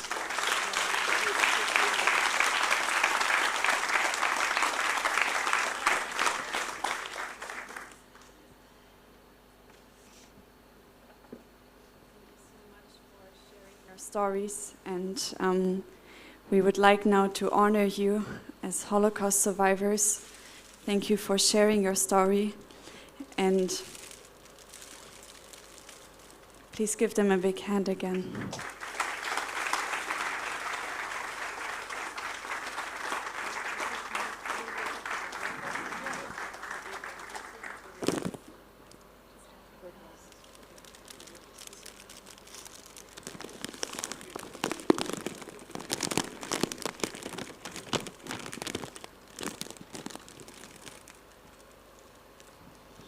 So we will continue with a song which is called Broken Hearts by Stefan Klein in a minute.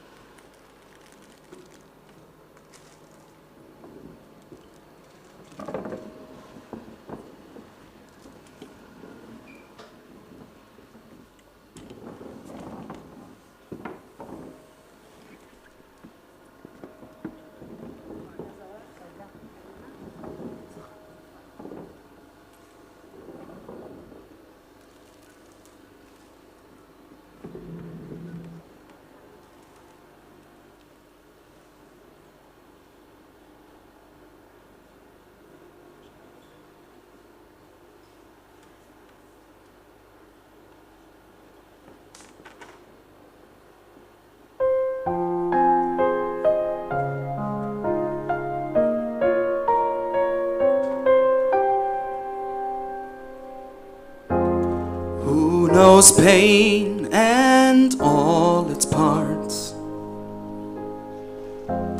who restores all broken hearts, forms darkness and light, creator of peace and strife, who sits on the judgment throne,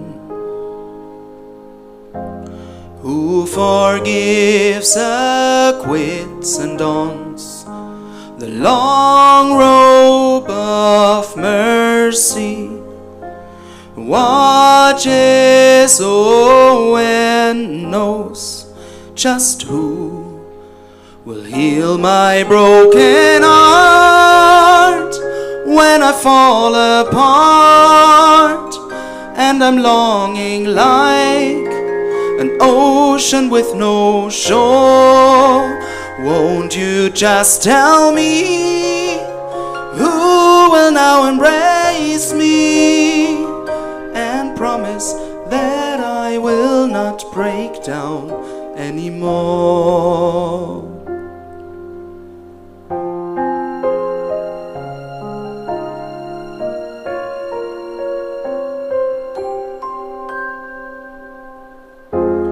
Who is, was, and will remain? Who gives life and obliterates? Opens up all ends, wings to fly and feet to land. And who will heal my broken heart when I fall apart and I'm longing like an ocean with no shore? Won't you just tell me who will now embrace me and promise that I will not break down anymore?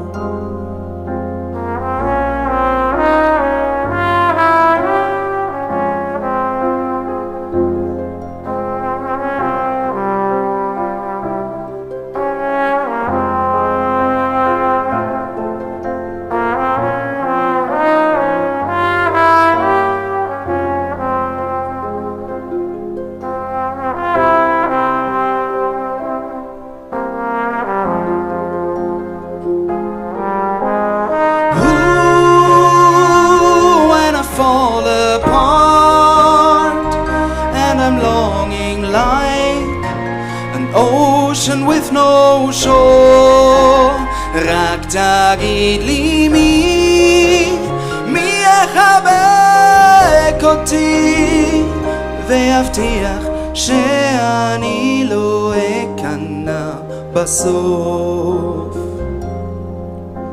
שאני לא אכנע בסוף.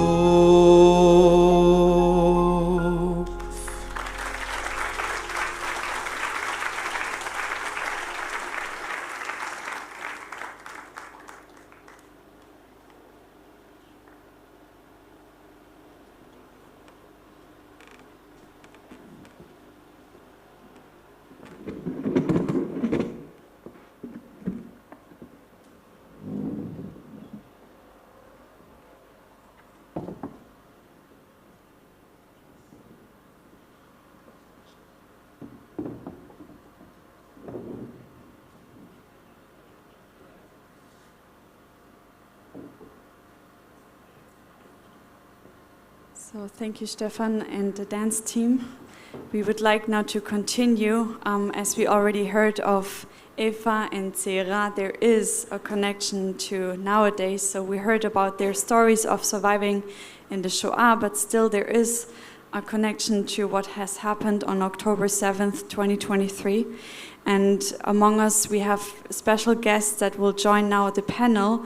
And I would like to ask Lishi, Shaket, and Goldie to come to the panel. It's an honor to have you here. Thank you so much for being here. Please give them a big hand.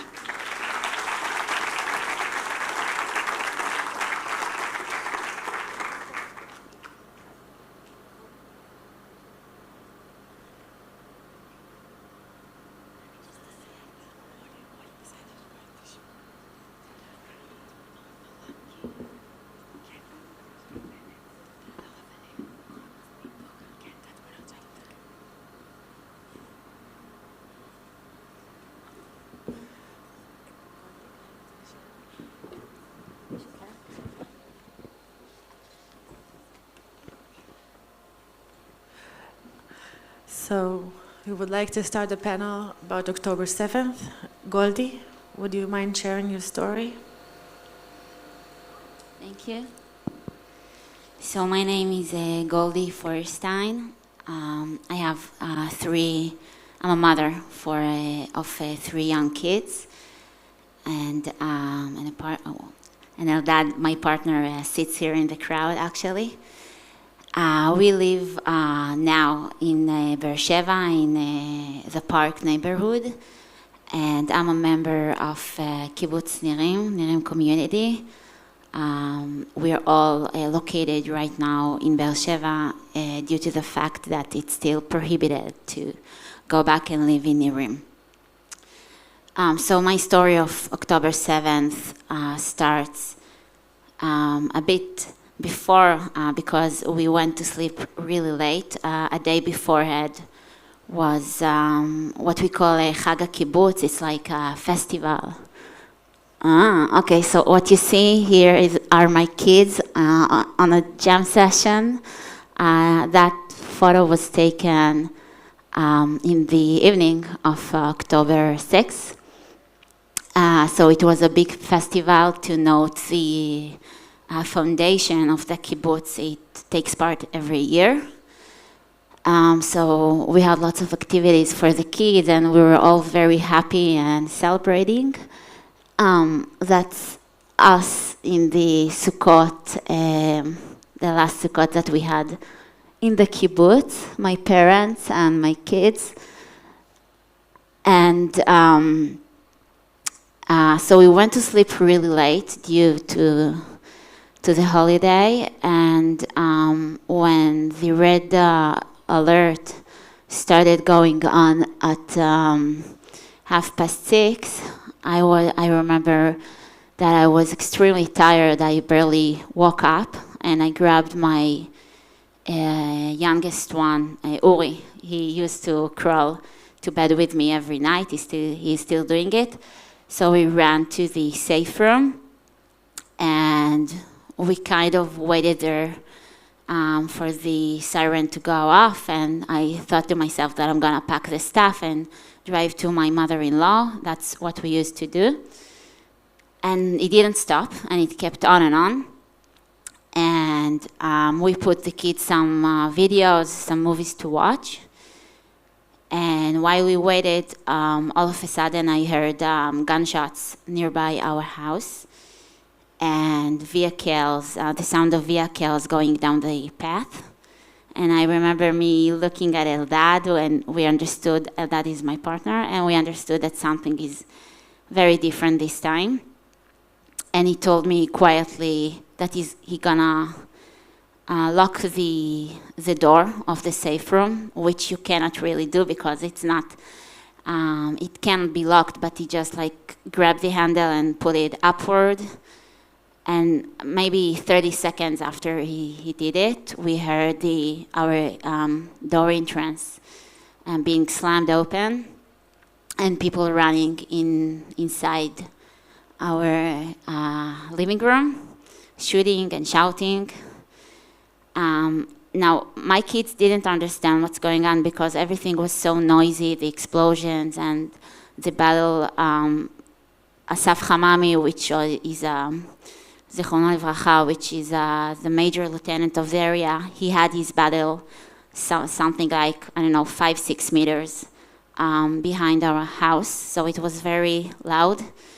And they didn't understand that people are actually inside our apartment.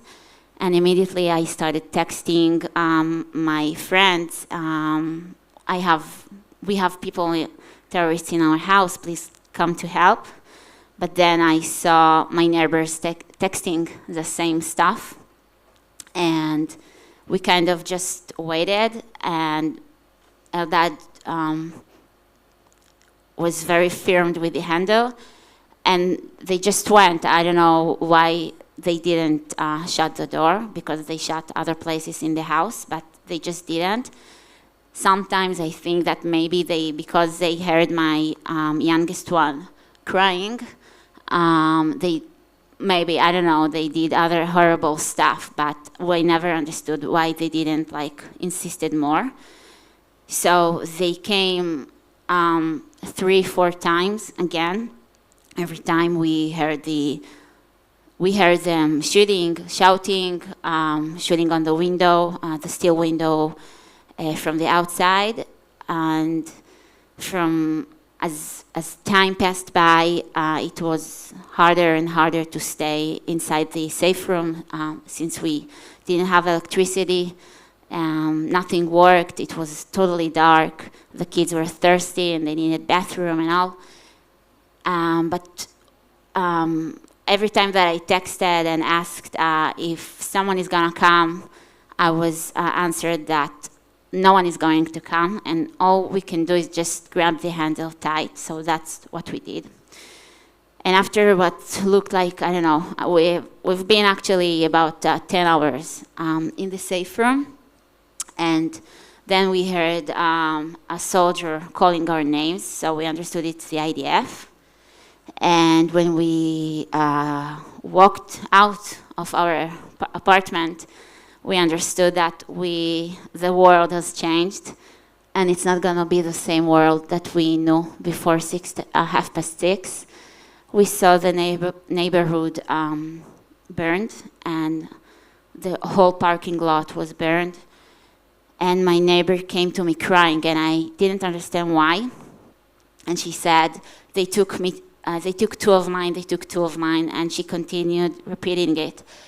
But then I understand that the two were my neighbor, Doron, and his 17 years old daughter, Mo, that were murdered in front of her eyes. And we kind of walked with them, with the neighbors from the opposite side, that their house was set on fire, and they had a 1-week-old baby with them, Kai. And they hardly talked, they hardly walked, and I remember me with my kids and with them, like trying to manage where to go, and the kibbutz was still in battle, so the soldiers weren't sure where to go. Anyway, we met the rest of the kibbutz, and a day after we were taken to, making it shorter, so a day after we were taken to Eilat, and we had 4 months of living in a hotel. And during that time, what helped me the most was to go back to work as soon as possible. I work, by the way, I work here in the ministry in the municipality, in Kivunim company, and I felt that only to go back to work can help me to cope and handle the situation. And after 4 months, we moved to Beersheba with the community. And then I felt that I have to find a way to express all the sorrow and all the pain that I felt. And I went back to an old hobby that I had, which was to sing. And I started looking for a vocal coach, and from here to there I started to write, because I didn't write before, and to compose. And nowadays I have something like 27 songs, which talk about the last 2 years, the journey, and everything that is happening to us, to me, as a mother, as a citizen, as a community member. And I met Or, which is a great musician and a very special person. And what we're doing nowadays is to kind of gather all the materials into a show that tells the story of this period of time. So I wrote a song which talks about our daily life in the kibbutz, things that I really miss, like putting my kids in the kindergarten, on like driving the bike in the morning and sitting with the neighbors, having beer in the night, and going to run outside the house. So that's what the song is about. It's called When We're Back, כשנחזור, and Or and me will sing it to you now. I hope it wasn't too fast.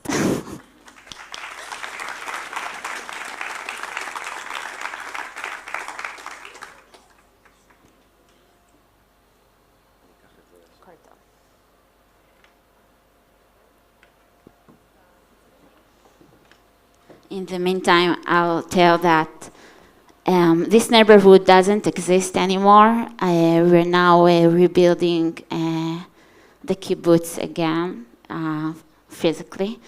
It won't be rebuilt actually until all the hostages will be at home.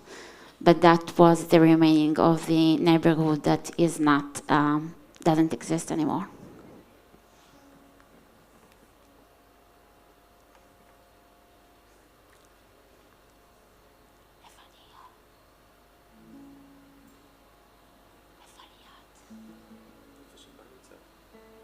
הגיטרה.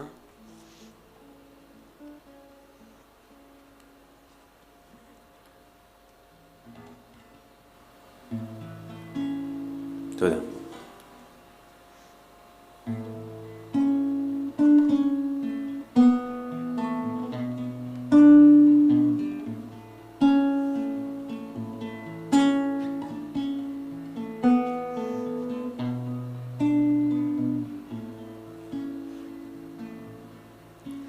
עוד נשב שוב בערב כמו אז כשלפני לבירה עם כמה שכנים ונריץ עניינים מאותה שבת דברים שרק הם מבינים נשוטט בשבילים עמוסים בריחות מוכרים של פריחה ושדות שוב נרוץ היקפים מסביב לקיבוץ נשכח שהיו בו פרצות נתעכב שוב בבוקר בדרך לגן על כל הכביש שעובר ילדים שרוכבים חלזונות נפגשים ושוב נתייאש ממהר ונכתוב בקבוצות שצריך עוד כיסא כי יפתיעו אותנו אורחים וצריך תורנים לרשימת מתנדבים ולמה אותם אנשים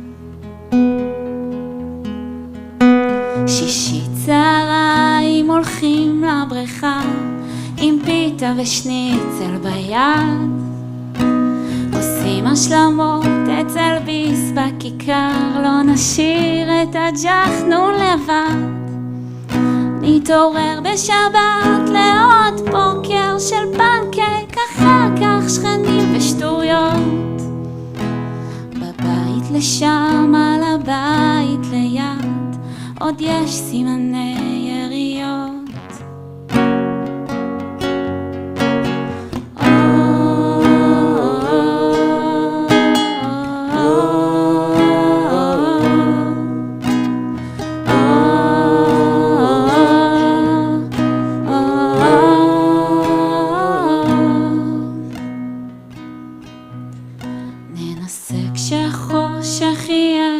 צפוף שלא לדמיין דמיונות בלילה מתחת צמיחה וחיבוק נשכח איך היו צעקות כשנבוא שוב לבית הקברות ונראה שם אתכם עם פרחים חדשים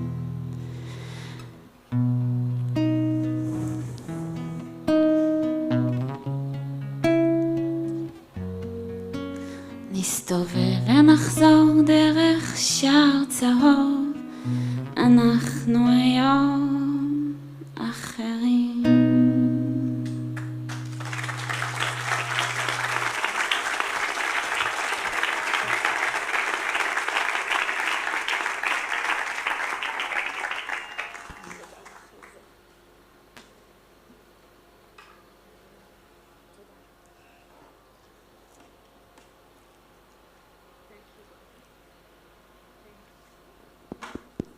Thank you, Goldie. Thank you for sharing. Shaked, would you mind sharing your family story?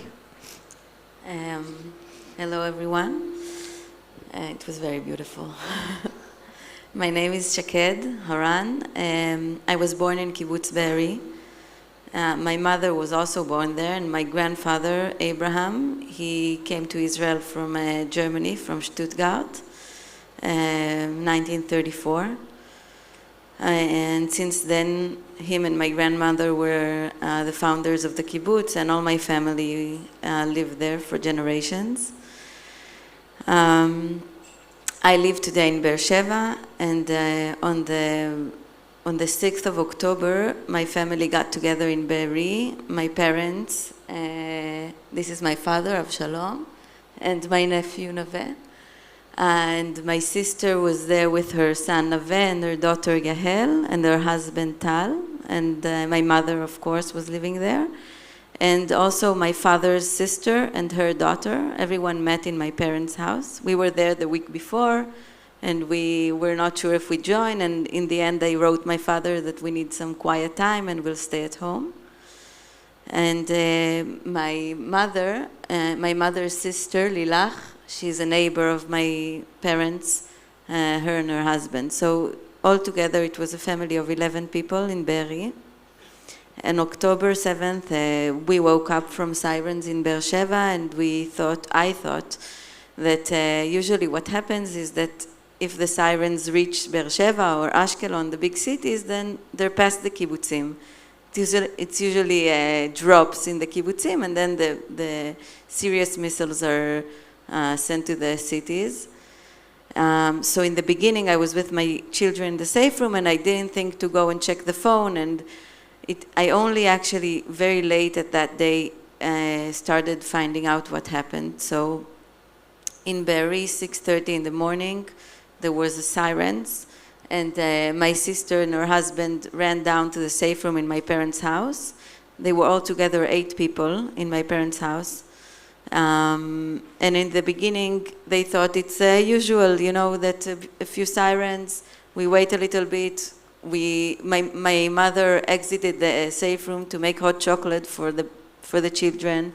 And in the beginning, there was the feeling of regular attack, I would say.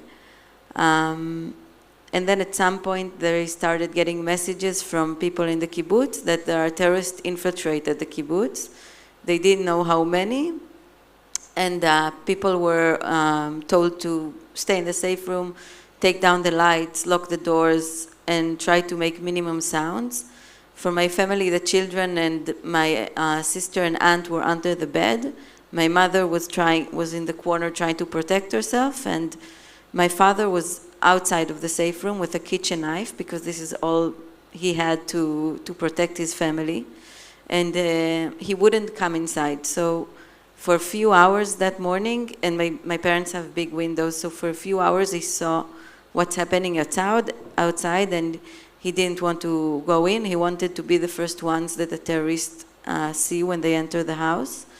And at some point, my brother-in-law, Tal, convinced him to come inside the safe room and to protect the door from within. And this is what he did. They entered, and then the terrorists entered the house, and they started shooting into the safe room from the living room. And a bullet nearly missed my mother's head. And the children were whispering if they're going to die, what's happening, and there was a lot of chaos. And then they started taking apart the window from the outside with a bulldozer.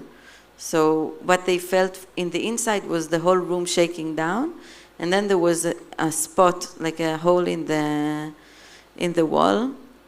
And my brother-in-law looked to my father, and they had an understanding, and they decided to surrender and to try to save the women and the children. So they opened up the window, and my brother-in-law told the terrorists, there are women and children here, please, there are women and children. They asked him how many, and he said there is 6 women and children. There were 3 children, 3 women. And then they took out first my father, and then my brother-in-law, and then the rest of the family. and they separated them. So the women and the children got taken together. My sister was, they tried to take the children apart from her, and she was fighting them to hold both of her children. And after a few minutes of fighting, they let go for some reason, and she managed to take her children, and they were all together taken in a car to Gaza. For us, actually, we didn't know all this. We, in the 7th of October, there were also family members in Nahal Oz, Yehudit and Natalie. We didn't, everything I told you now, we actually didn't know. We woke up when we knew about it in the 7th of October, we had no idea what happened to the family, and we tried to communicate them and to call and to send messages, and no one was reachable. And then we looked in the group of the kibbutz, and we started seeing the messages, and I saw it, I thought it was a horror film. I couldn't imagine that this is true, because so many people were writing there, they're burning my mother, I can see they took my child, they entered the neighbors, I hear them outside the door. It was so many messages, and we saw nothing about the family. And in the beginning, I thought it was a good sign. I said, okay, maybe they're still hiding. And eventually I understood that my parents' neighborhood, which is the most western neighborhood in the kibbutz, was completely conquered.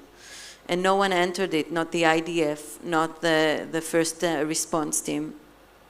So there was no fighting there. And what we learned later is that when they took my family out of the safe room, there were hundreds of terrorists there, and they were not at all, they were not hurrying anywhere. They were laughing, and they were shouting, and they were taking things from homes, and they were just walking about like it's their space, and all the area was covered with bodies and people that they executed. And it was, my mother, when I met her, she said it looked like a pogrom, like there is no one in charge. So at this point we understand that no one knows where our family is, and we start allocating their phones and collecting information. And for a few days we try to manage to understand that they were taken hostage, and we still have no evidence, but we know that the phones are in Gaza, and no hospital in Israel received them, and this is what we know. And then after a few days, there is a survivor from Be'eri that tells us that he saw my brother-in-law Tal in a trunk of one of the cars going into Gaza. So he was actually the first one we knew that he was alive and taken into Gaza. A few days later, we hear that my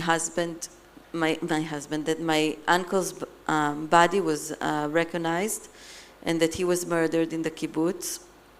And then we say he was handicapped, and he had a caregiver, and they were both found murdered in the kibbutz. And we thought maybe they didn't survive the attack, but all the rest must be hostages in Gaza. And then the same day in the evening, they tell us that my father was identified also. And at that point, they didn't tell us where he was murdered, just that his body was identified. And I remember thinking at that moment that we actually know nothing. And there were so many bodies in the community of Be'eri. There were over 100 people executed and murdered, that it took them a very long time to identify. So we thought we didn't hear anything because our family was still alive. But the reason was that there were so many murdered. And we were burying my father and sitting Shiv'ah on him. And then 2 days later, we get another message about my aunt. And until now, we don't know, we have no information about the rest of the family. So at that point, I say, okay, everything is collapsed, because we thought maybe the women and children were taking and the men were not. And at that point, I thought, we don't know anything. And only after this, we finally receive information that the rest of the family is held hostage in Gaza, including my niece and nephew that were 3 and 8 at the time. And we started before, but we tried to do everything in our power. And I flew to the US, and we're German citizens. We have German citizenship because of my grandfather. So we met with the chancellor and the minister and the foreign minister and everyone we could meet with. And I remember that the first few days we felt like people really understand the situation very clearly, but the more days passed, I remember feeling like everything is starting to be confused, and people are starting to talk to me about prisoner swap, and I'm telling them these are the prisoners. 3 and 8 children are prisoners.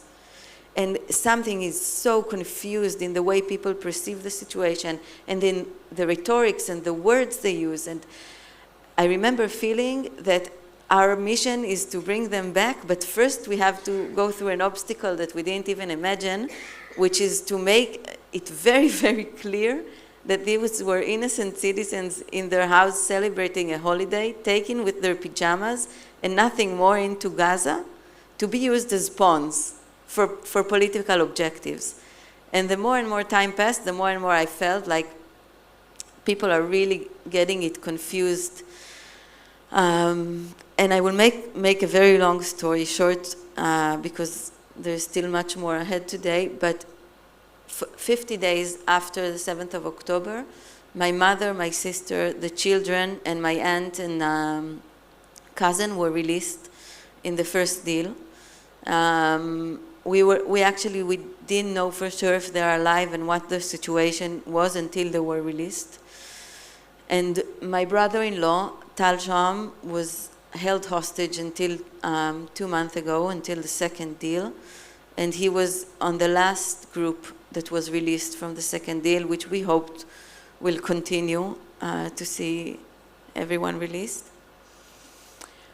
And although for my family this is sort of an end to a very, very long and hard situation, we feel that we are still in the same position.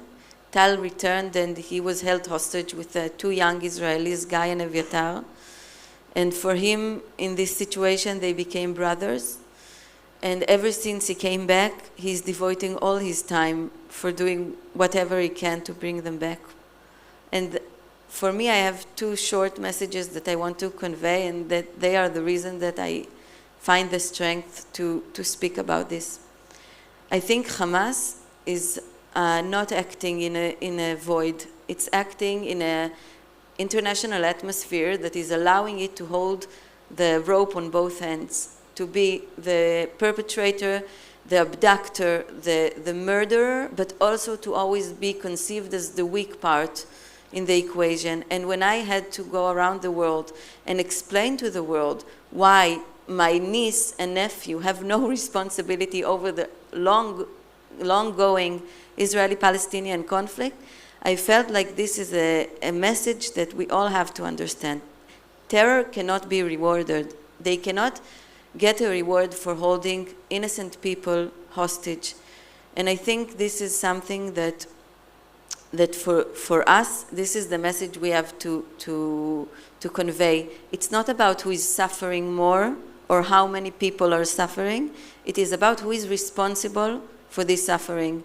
And I think that as long as they are using the method of using innocent people on both sides, I think that the innocent Palestinians in Gaza are hostages as well. They are hostages with a rule of terror that is using them as shields.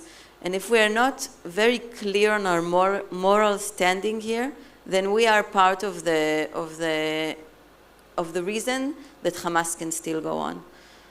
So this is my reason for sharing the story. There are still 58 Israelis in Gaza as we speak, and they are waiting for this clear moral message to be heard from every place possible. So this is my request for you.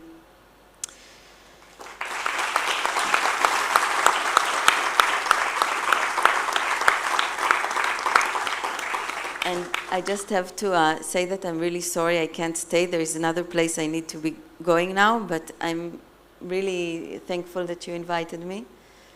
And I'm sorry I can't stay.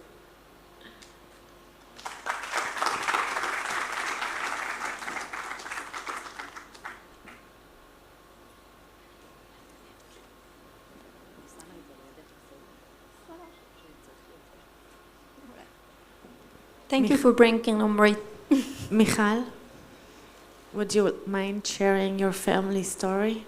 Yes, of course. Hello to everyone, and thank you so much for sharing your stories, everyone of been here before and now. For the last 586 days, I'm the sister-in-law of Omri Miran, who was kidnapped in front of my sister Lishai's eyes, and also in front of the eyes of my nieces, Ronnie and Alma. Ronnie was 2 years old, and Alma was 6 months. They all were together in Nahal Oz, in Kibbutz Nahal Oz. It is only 300 meters from the Gaza Strip. It's very, very close. It's a beautiful place, but we never thought that something like this can happen. And on October 7th, we all should celebrate the kibbutz holiday, and we all meant to be together. But early in the morning, most of us we're a very small family, and all of us live in near the Gaza Strip. I live in Kibbutz Oraner. It's 3 kilometers for the Gaza Strip. My parents in Sderot. It's also approximately 3 kilometers from there. And Lishai, Omri, Ronnie, and Alma in Nahal Oz. My brother is in New York, and he understood. He really understood it before that something is very horrible is going to happen. And he asked us on the very on October 7th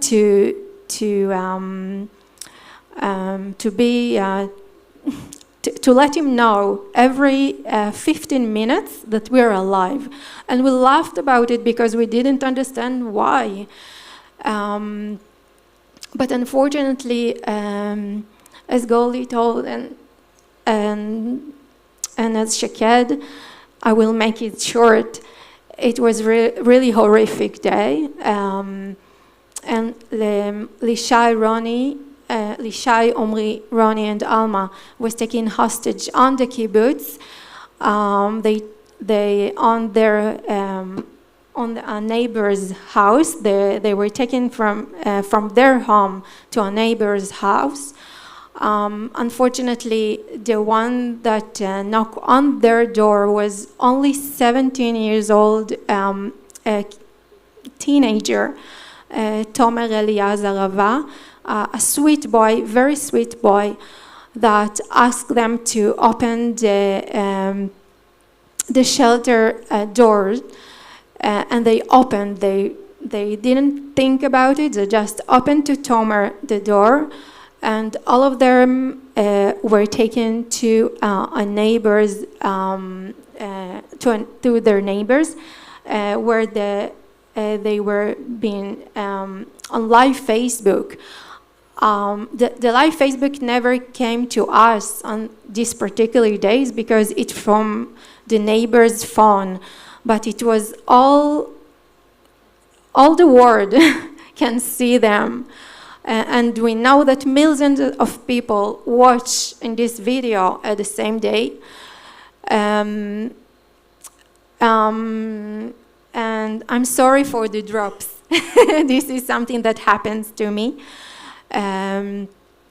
So they were almost 11 long hours with guns pointed at them.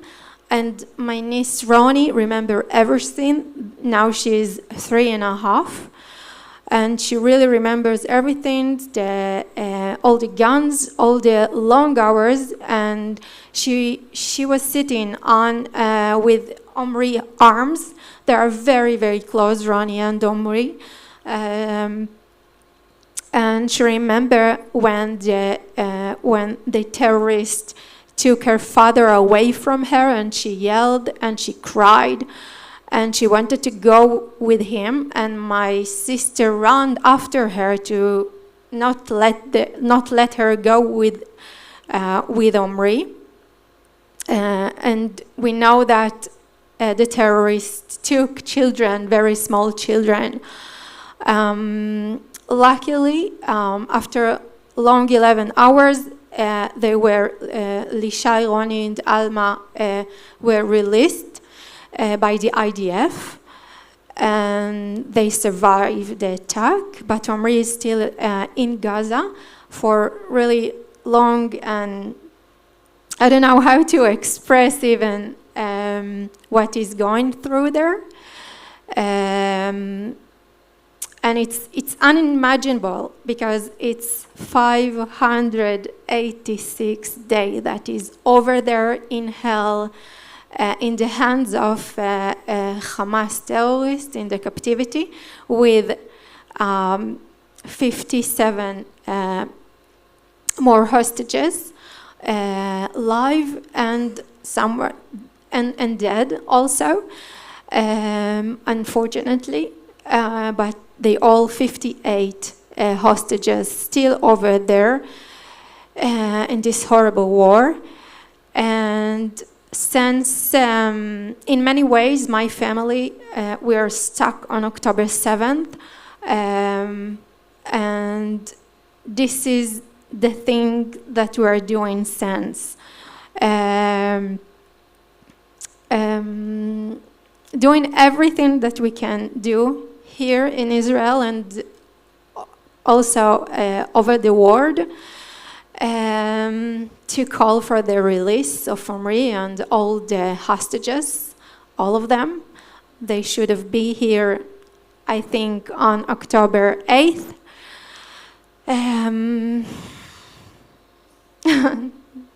So this is our story.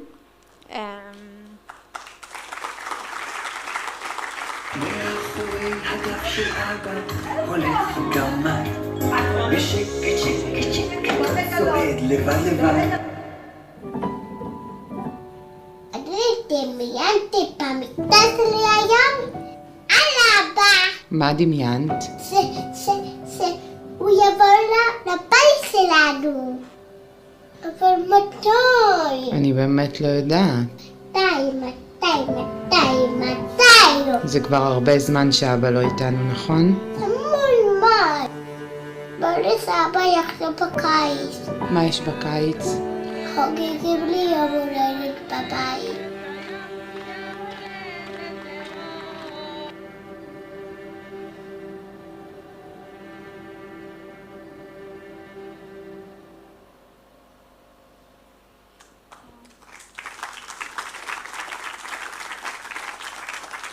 Yeah, this is my sweet two nieces, Ronnie and Alma, and you can see they grown.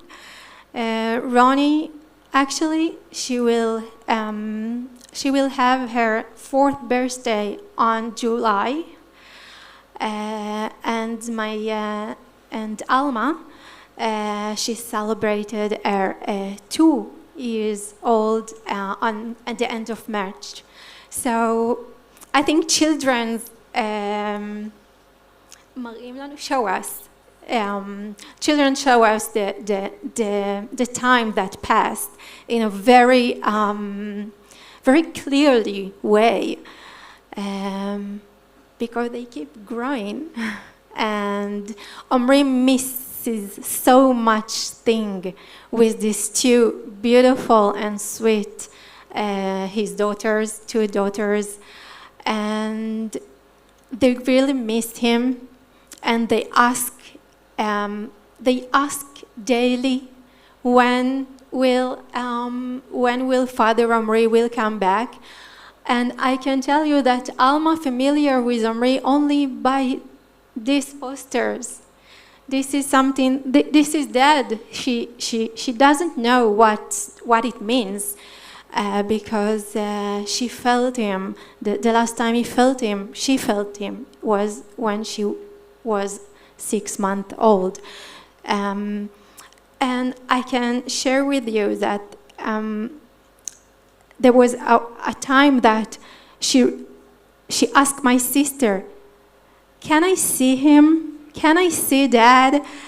And it was really heartbreaking. Because we understand that she is understand that, okay, I have a dad, but where is he? And Ronnie, she familiar with Omri, and she really, really miss him. And as I said earlier, she really remember everything, although she was only 2 years old, but she remember everything, and she kept dreaming on him. And my sister said that she can't dream of Omri because actually we can't sleep. We sleep very, very in short time, so we can't dream anymore. But Ronnie, she's dreaming on Omri. And a few days ago, she woke up very happy and told Lishai about a dream when she disguised Omri. And she, in her dreams, she tells him about her life and what's happening, and she really talks to him. And Lishai, the last dream, Lishai asked her, "Did you hug Dad? Did you hug?" And she told Lishai, "No, we just high five." But she really felt him in her dreams, and I really hope that all the decision makers, because at the end, I think really, if we get to this point, I think we are the people should ask daily from the decision makers, and it doesn't matter where. Firstly, here in Israel, but unfortunately, it's there is a very very disconnect between the government here today and the people, because we see that 70% of the people here in Israel want to end this war and that all hostages will come back home. And unfortunately, our government say out loud that it's only, unfortunately, it's very, very heartbreaking to familiar with, but the decision makers today in Israel, they said it's only the sixth cause, mataרה, goal, the sixth goal of this war. And it's really heartbreaking. It's written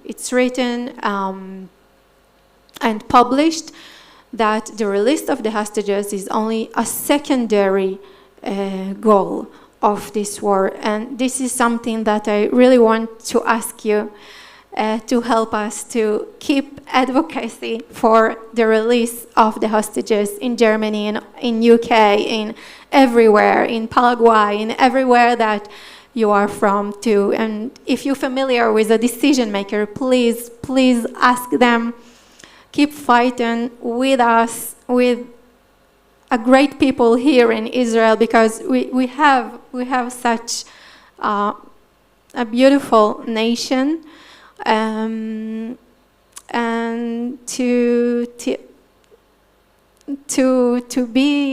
call for the value of life. So this is the important value I think we should all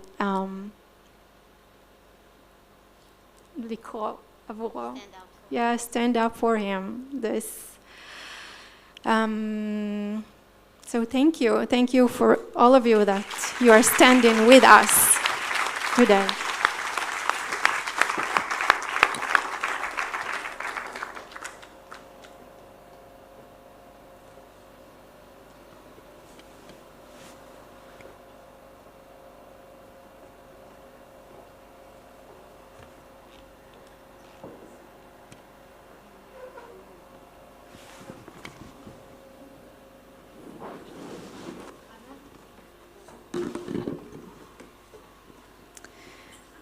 Thank you so much for sharing about this.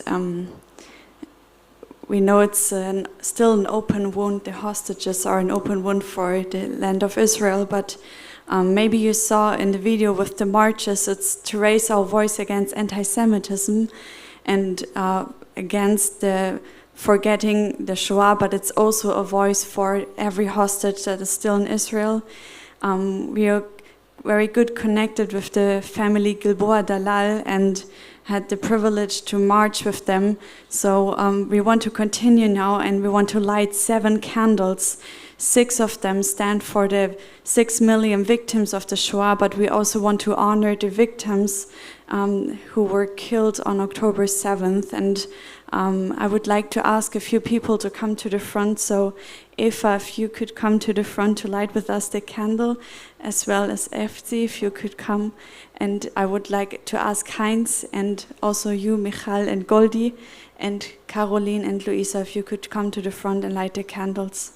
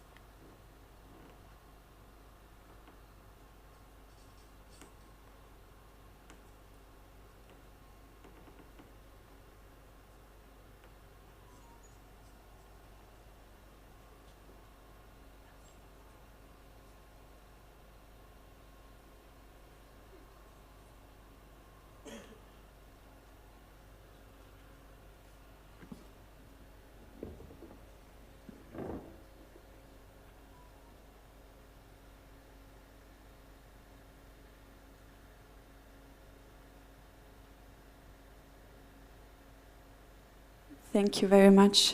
As a spontaneous thought, we would like to sing the Israel national hymn. If I would like all of you to stand.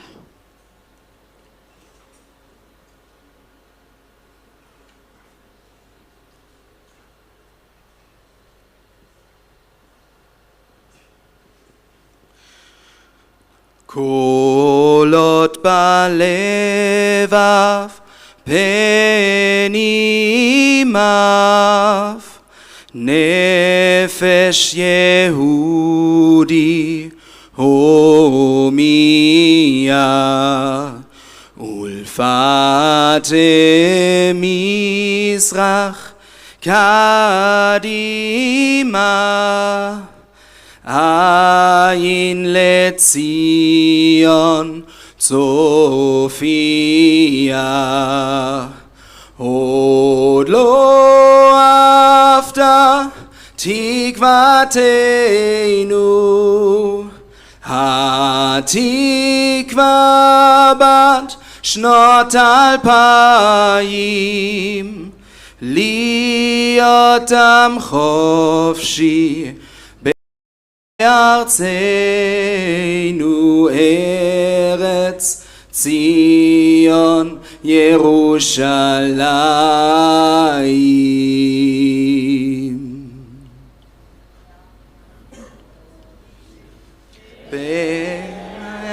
בארצנו ארץ ציון ירושלים.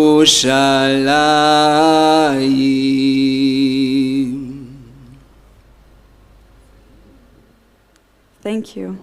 I think Hatikva, as it says, the hope to see people standing here together, descendants of Nazis, together with Holocaust survivors, survivors of the 7th of October.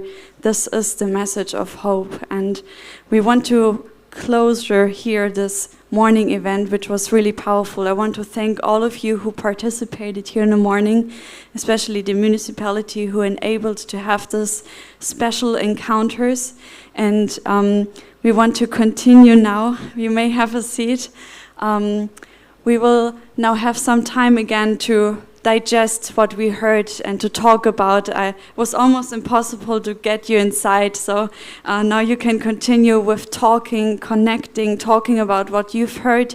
I heard some mingling. There are many stories to be said, and we encourage you to do so. For the international participants, we will continue at 2:15, but we will give the announcements outside, so you can now get together, have something to drink, something to snack, to talk. And before we leave, we would like to take a group picture. So if you want, you can come upstairs, also stay here in the front, and then we will take a photo. Thank you.